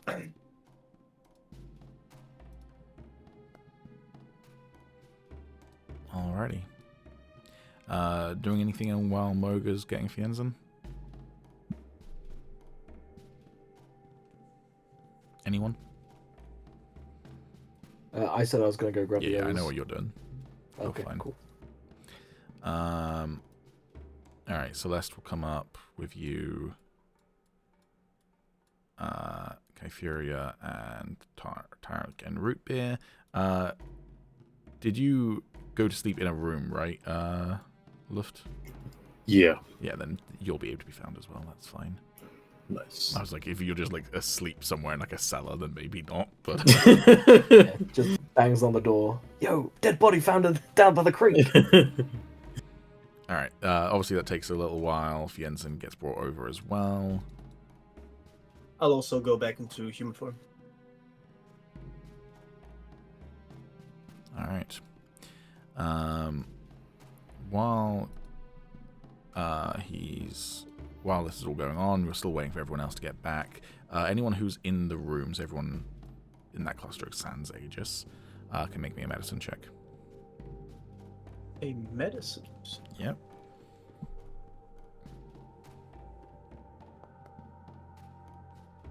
Bro. Sorry, that would be not you currently, Luft. You're currently still heading up to the room. Oh, right, okay. Sorry, did you want to roll medicine? Oh, damn. Damn. With a nat Nurse 20. Soros. Tommy's like nearly tripled his nat 20 rolls for this entire campaign in one session. It's insane. With nat 20, he's still alive. He rolled death saves, he's stable. God damn. The This is good. The assassin. guy he embedded his ex in I'm- after as well. I'm going to That was- disarm him. That was a now. death fail, yeah. You don't instantly kill someone when you attack them when they're down. No, that's You get I two, understand. you get two but death fails, damn. but he rolled Alright. 3 successes, so... Damn. He's injured, Yeah. and obviously... Yeah, you want to disarm him? Disarm him completely. Weapons away. Is there any off risk of him Don't bleeding chop out? off his or whatever? arms, barbarian. Not yet, anyway. And armor. Nothing. I'm just all of his shit not on him. Yo, he naked. Is there any risk of him bleeding out or anything, or is that all- No, he's stable. He, Okay. as I say, rolled 3 successes, so... It's like an RPG where you just take all of his clothes off of him, and like one moment he's fully clothed, and then the next second he's just completely naked on the floor with just a noise. I'm gonna tie him Okay. up with my net as well. Kinky.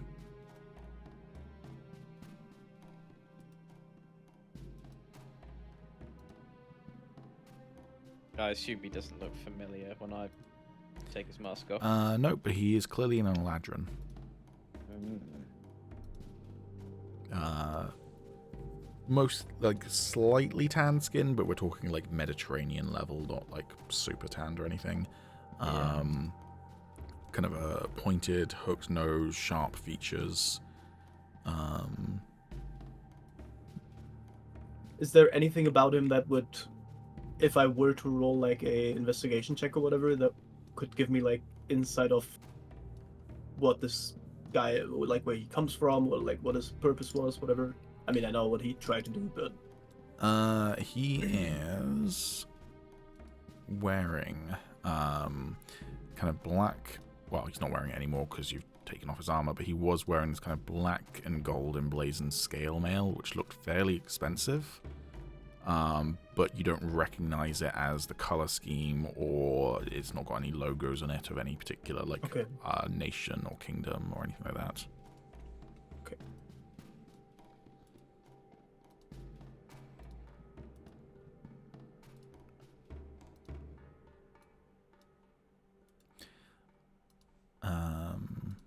But yeah, at this point, the rest of the group will arrive there.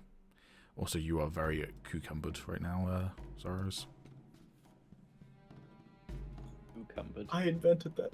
Oh, I don't actually want to like hold all the stuff. I just literally just. Well, it's in your inventory. You can do what you want later. Okay. It needs to be accounted for somehow.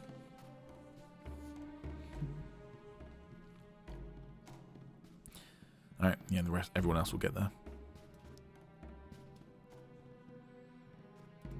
So what the hell happens to Celeste as he walks in? And then he sees Dai and gives Dai a nod.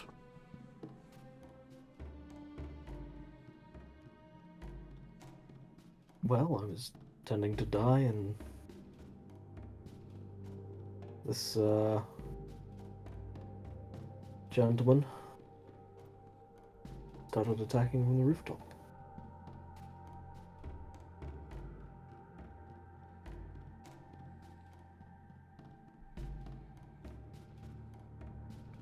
So, what do we think, says Dai? Azamor, or have you angered anyone while here? Oh no, I fully believe this was one of the mages at the Mage Guild. You She was see very a couple of interested in your eyebrows staff, raised. Dai. Was she? Wanted to research it or examine it for the Mage Guild's loyalty, and I refused.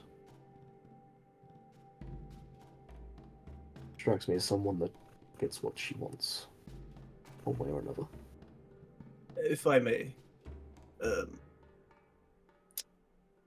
they seem to be using drought poison. I hardly doubt they came to just steal a staff. And considering that they had no reason to believe that you were in that room at that time, I have the feeling, Agis, you might have not even been the target. It was my room. With Dai in it. Why would someone be targeting me? Beats me. Especially as I'm pretty sure no one knows Dai's been here. People in the palace would have. Celeste, Kithuri, and I were all here together, but Even then, all they'd had to do was wait for no one to be in the room. It's not like Dai was going anywhere.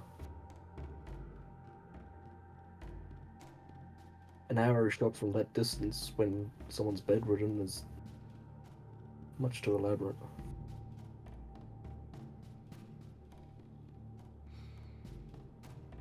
True, I suppose. plus easier ways to kill people than an arrow. If you want to assassinate someone in their sleep, you could make it look like they simply passed away, says Kytheria. What an agreement.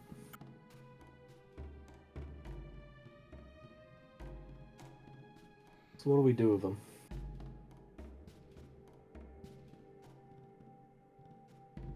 Well, Wait. I think we have a conversation with him.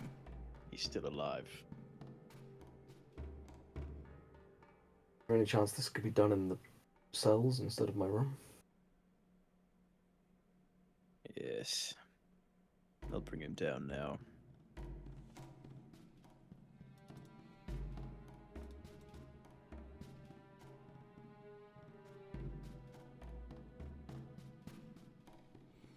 Alright, you bring him down into the prison area.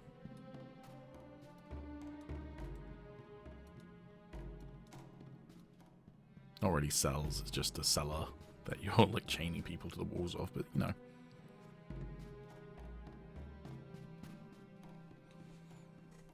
New here.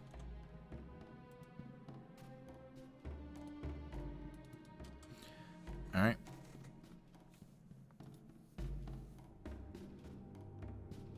Doing anything else? Did anyone come with? I would have come with probably, just because I'm curious. Agis? Nah, I'm good. Just in case, I'm still the target. Okay. I don't want him to get his way out of this one.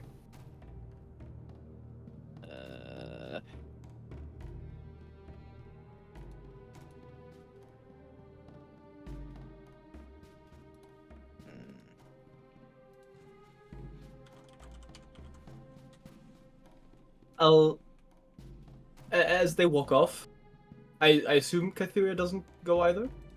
Sure, she can stay behind. I'll say, and I'll kind of slowly walk up to Agis. I'll tend to the wounded, I suppose, unless someone else would want to do that, and I'll give Kytheria like a understanding look, seeing if she might want to be there instead for him.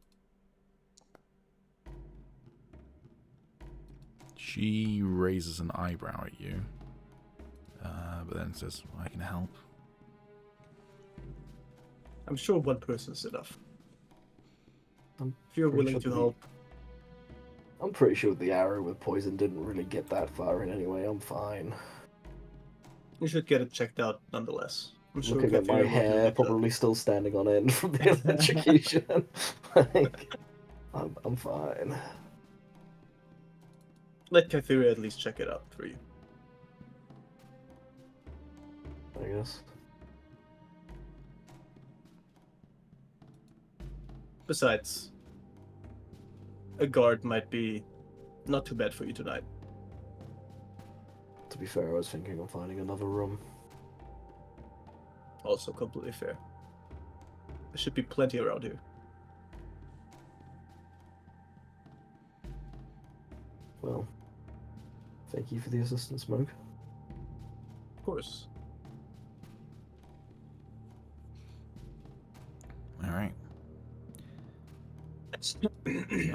Kytheria will then stay behind and do her best to try and medicine you.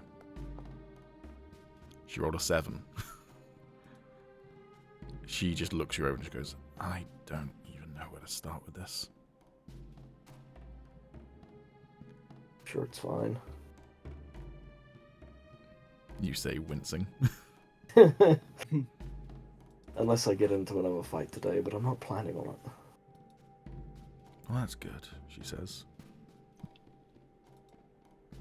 Maybe just As- close the balcony doors, though. As I said, I think I'm finding another room. Down in the cellars. That's a bit intense. Dude. Cut to Sorrow's chopping off this guy's arms. I said I was disarming him. I mean it. Alright. I'm assuming you chain him up to a wall. Yeah. You still got some smelling salts. Oh yes. I am gonna Yeah, double grab up some his wine nose. as well. Waterboard him with smelling salts and wine. Not sure you can waterboard someone with smelling salts. I mean, if you stick the smelling salts in his nose, then what? It's not Jesus, waterboarding him with man. the smelling salts. So that's just Really? you shoving smelling salts in someone's nose and then waterboarding them. It's not. Yeah, it's gonna fucking suck for him. Yeah, but it's not part of the waterboarding. Is my point. That's like saying, oh, I can stab someone, and that's part of waterboarding someone. At Not that point, really. You're just stabbing someone and waterboarding them. You're The just two. boarding him at that point. Waterboarding's just so vanilla. You gotta spice it up. Salt Salt's- boarding. Salt is not a spice, despite what Alex might think. Alright. Wait, is salt a spice? It's a seasoning. Mm-hmm. Salt is neither a spice nor an herb. It's a mineral. Damn. Yeah, it is a rock, so congratulations. Yeah, I mean, I know, but All right, do you wake him up then? Yeah, like I said, I'm gonna pour some wine first, and then I'll wake him up. He winces as the smelling salts rouse him.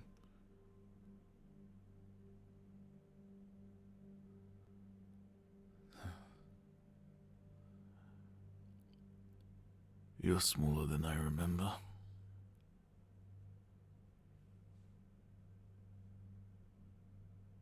Good party trick. Huh. try to not make a General Grievous reference there.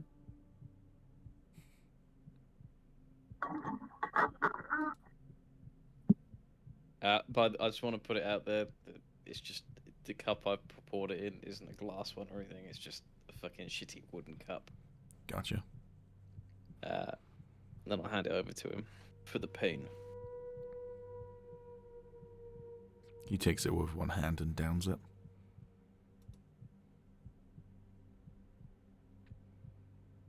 Now, to what do we owe the pleasure?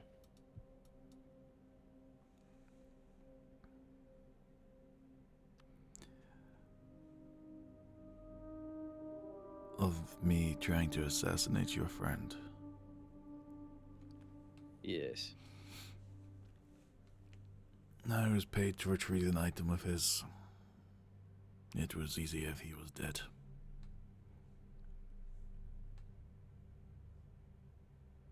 Staff, by any chance? He just simply kind of shrugs with his face as if, like, well, if you're saying it, then I roll insight. sure.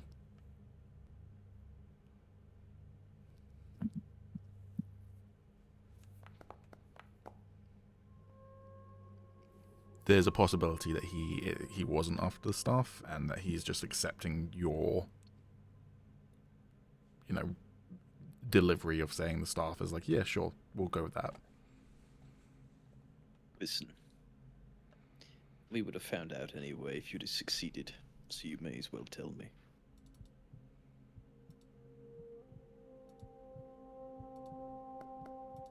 What's in it for me?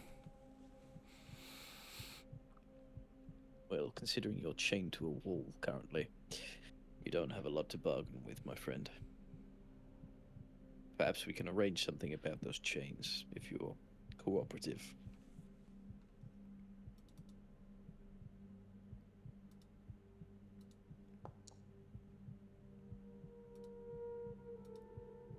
Why would you let me go, I wonder?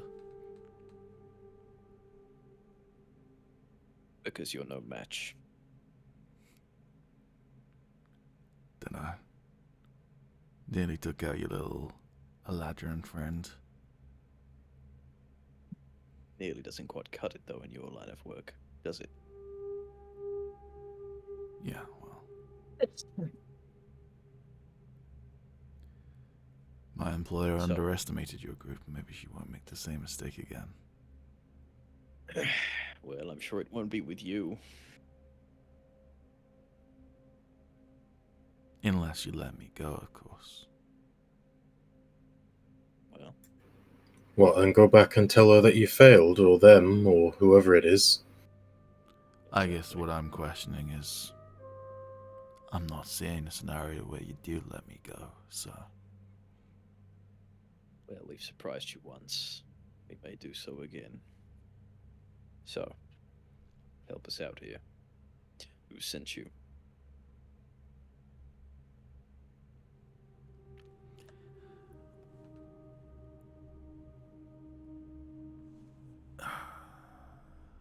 He looks down at the ground, seemingly like contemplating his his choices, and then he'll look up and fix eyes with you, Cyrus. King Ekatl. That would be the King of Eres. That's Spanish. No, I believe it is South American. The origin of that name. Can I roll insight? Sure.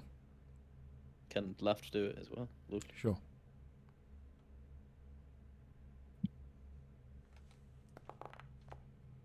That's Almost bad. got a 20 That's a again. bad roll. Yeah, I'm not inciting anything. 19 still is way half better asleep. though. He's lying.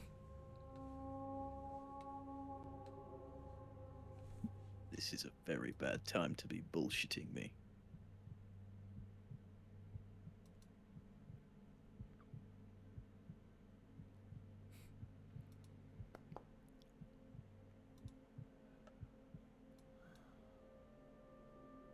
Fine, you want a name? Name will do you no good. But I can give it to you. Please do. There's more wine in it for you. The name is Sabine. Why does that name sound familiar?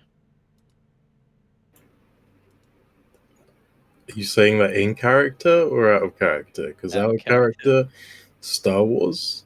Yeah, I've heard it somewhere. Sabine Skywalker.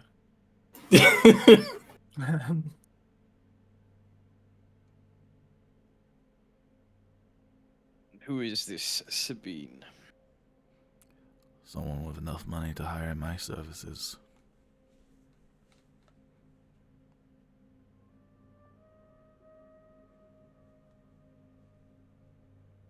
And can you confirm with me what they were trying to acquire?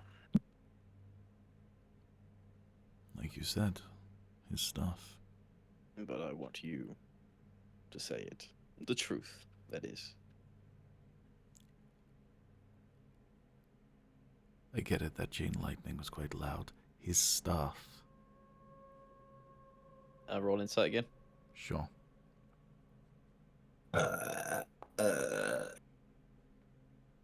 He's still hard to read in terms of his goals. Can I do another insight? Mm-hmm.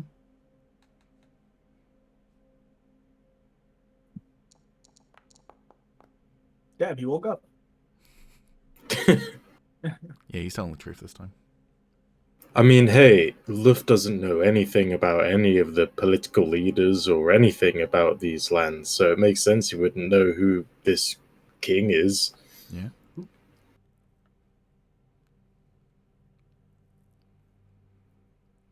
Sorry, but I've got to ask, like, how'd you get into that line of work? You thinking of joining? Well, no, but it just doesn't exactly seem the most lucrative, especially if you get captured and I'm going to assume your boss is a dickhead. Probably wouldn't take well to you going back and saying that you failed. I imagine those sorts of types, would probably do you a bit dirty after that, but, like, why would you bother? Like, we could just let you go, you could skedaddle, we could have your information, you could get out alive. You'd never have to see them again.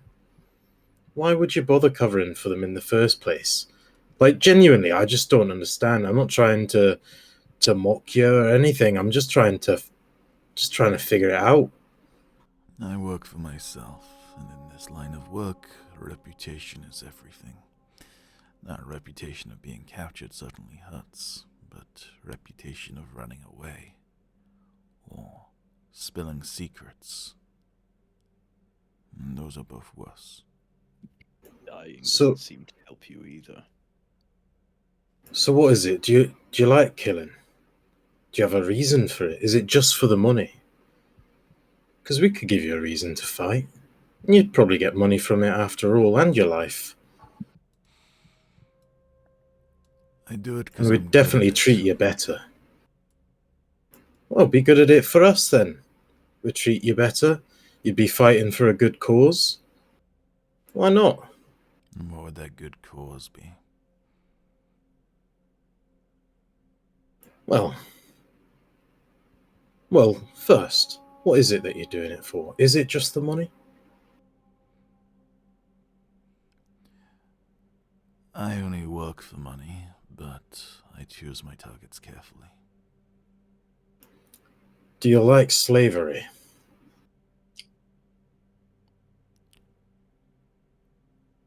Do you like people being oppressed? Everyone's oppressed. And you think that can't ever change? I think plenty of fools have tried to stop the sun from setting before. Just because no one's succeeded yet doesn't mean it can't happen. The more people that are trying, the more likely they're to succeed. Well, your naivety is inspiring.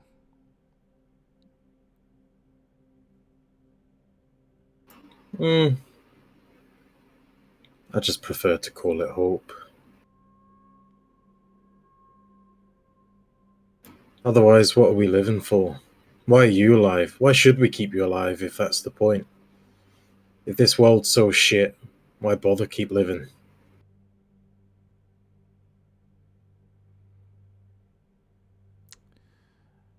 In the hopes that you might dig yourself up against the unwashed masses and make a name for yourself, I suppose. Make a better lot of life for yourself than anyone else. Why not do that? That's what we're standing up for, I take it. I mean, I'm new to all of this, but that's what it seems to me. Sounds to me like you're idealists who want to try and convince me that your cause is a worthy one, that you're...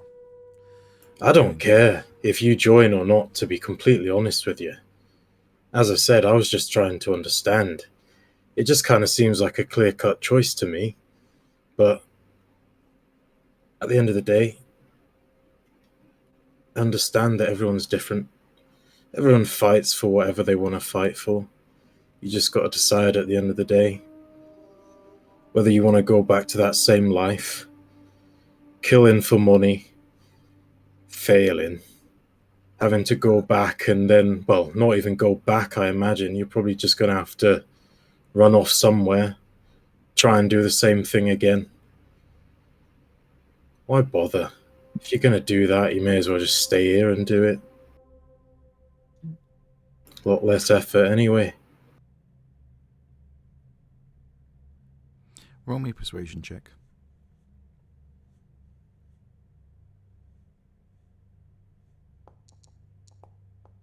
My rolls. My rolls. Do I get anything? He looks to you, Soros.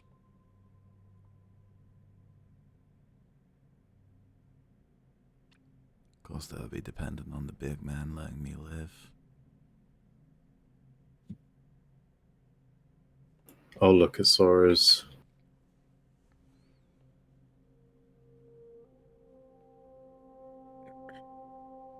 And I'll just say, if you want to change people, then change starts with us.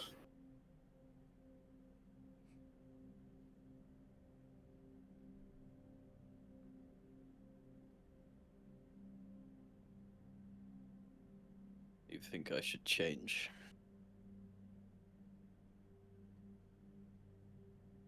Well, only a suggestion. Maybe not change, but adapt. You know, I think you're onto something there.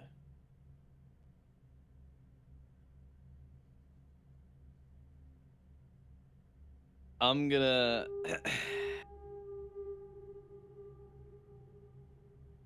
I'm gonna start dragging this guy out of the cellar, Okay. away from the prisoners, and into the main room. Okay.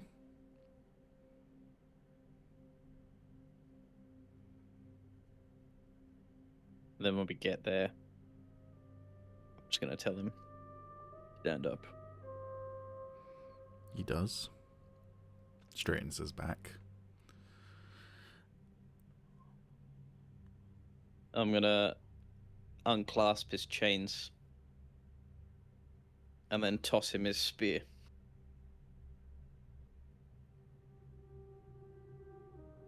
He takes it. You tried to kill my friend.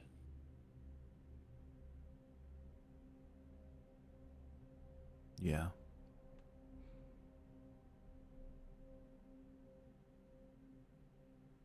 Giving you one less chance to defend yourself.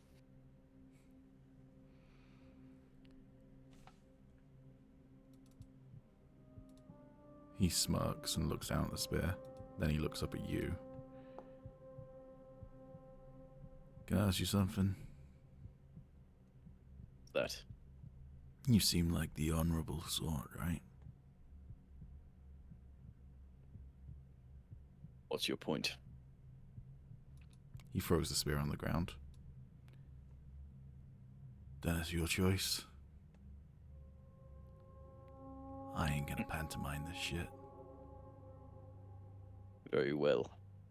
This is me adapting, and I'm gonna cut him down. Alright. I'm not gonna make you roll for it. You just swing your axe and, in one fell swoop, he falls down. He is dead.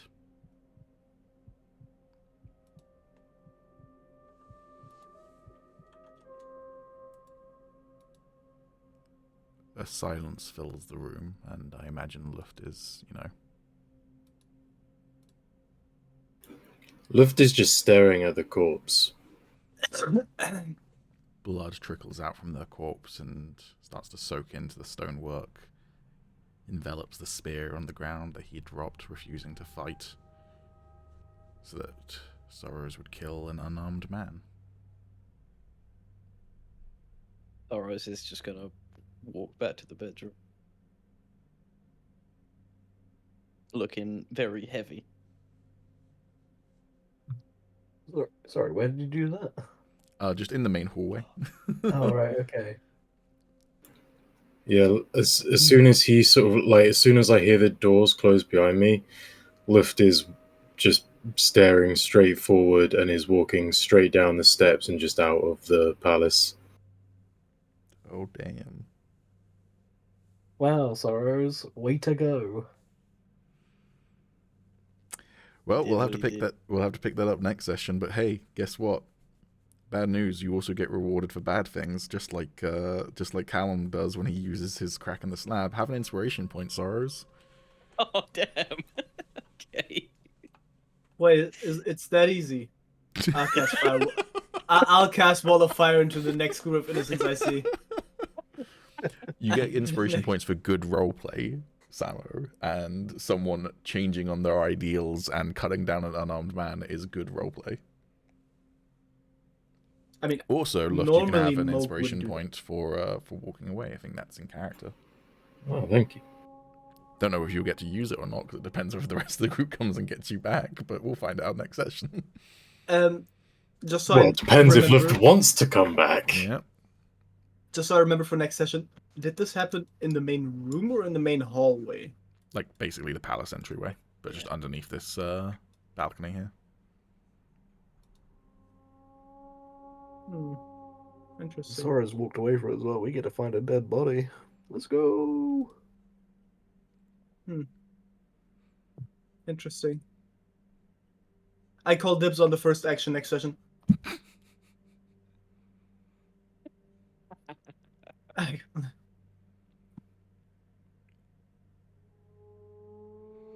Okay, 1, 2, 3, 4.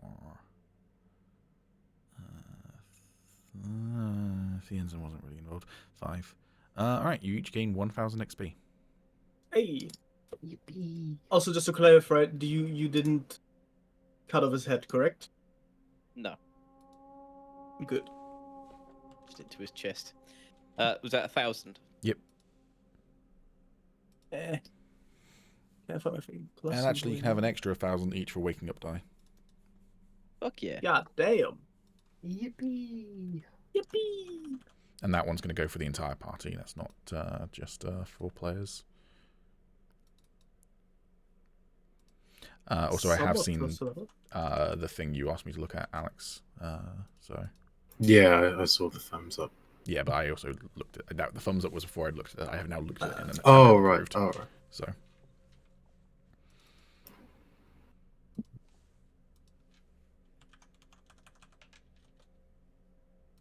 alrighty. Very nice session. Yeah. And also, Kypheria's just leveled up. Hey.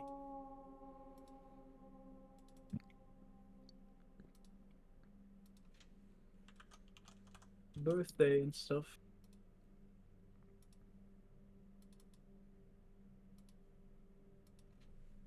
Alright, I've got bad news though. Hmm. I'm traveling for work next week, and so I won't be able to play from Monday through to Thursday. Also, root beer We can levels up. jump from. Who leveled up? Root beer. So root beer and Kypheria both leveled Oh up. yeah. Love level ups in this. Yeah. Root beer. But yeah, as I say, I'm traveling from Monday to Thursday next week, so I won't be able to play on any of those days. Okie dokie. Anyone can do this weekend or next weekend? I could do either weekend. I don't really need much prep time for the next session. I should be Ask able to right now, do Marshall. weekends or Friday. Cool. We'll figure something out. Yep. Alrighty. Thank you everybody for watching. Hope you have a wonderful Yeah. rest of your day. We'll see you later. Bye. Bye-bye. Well,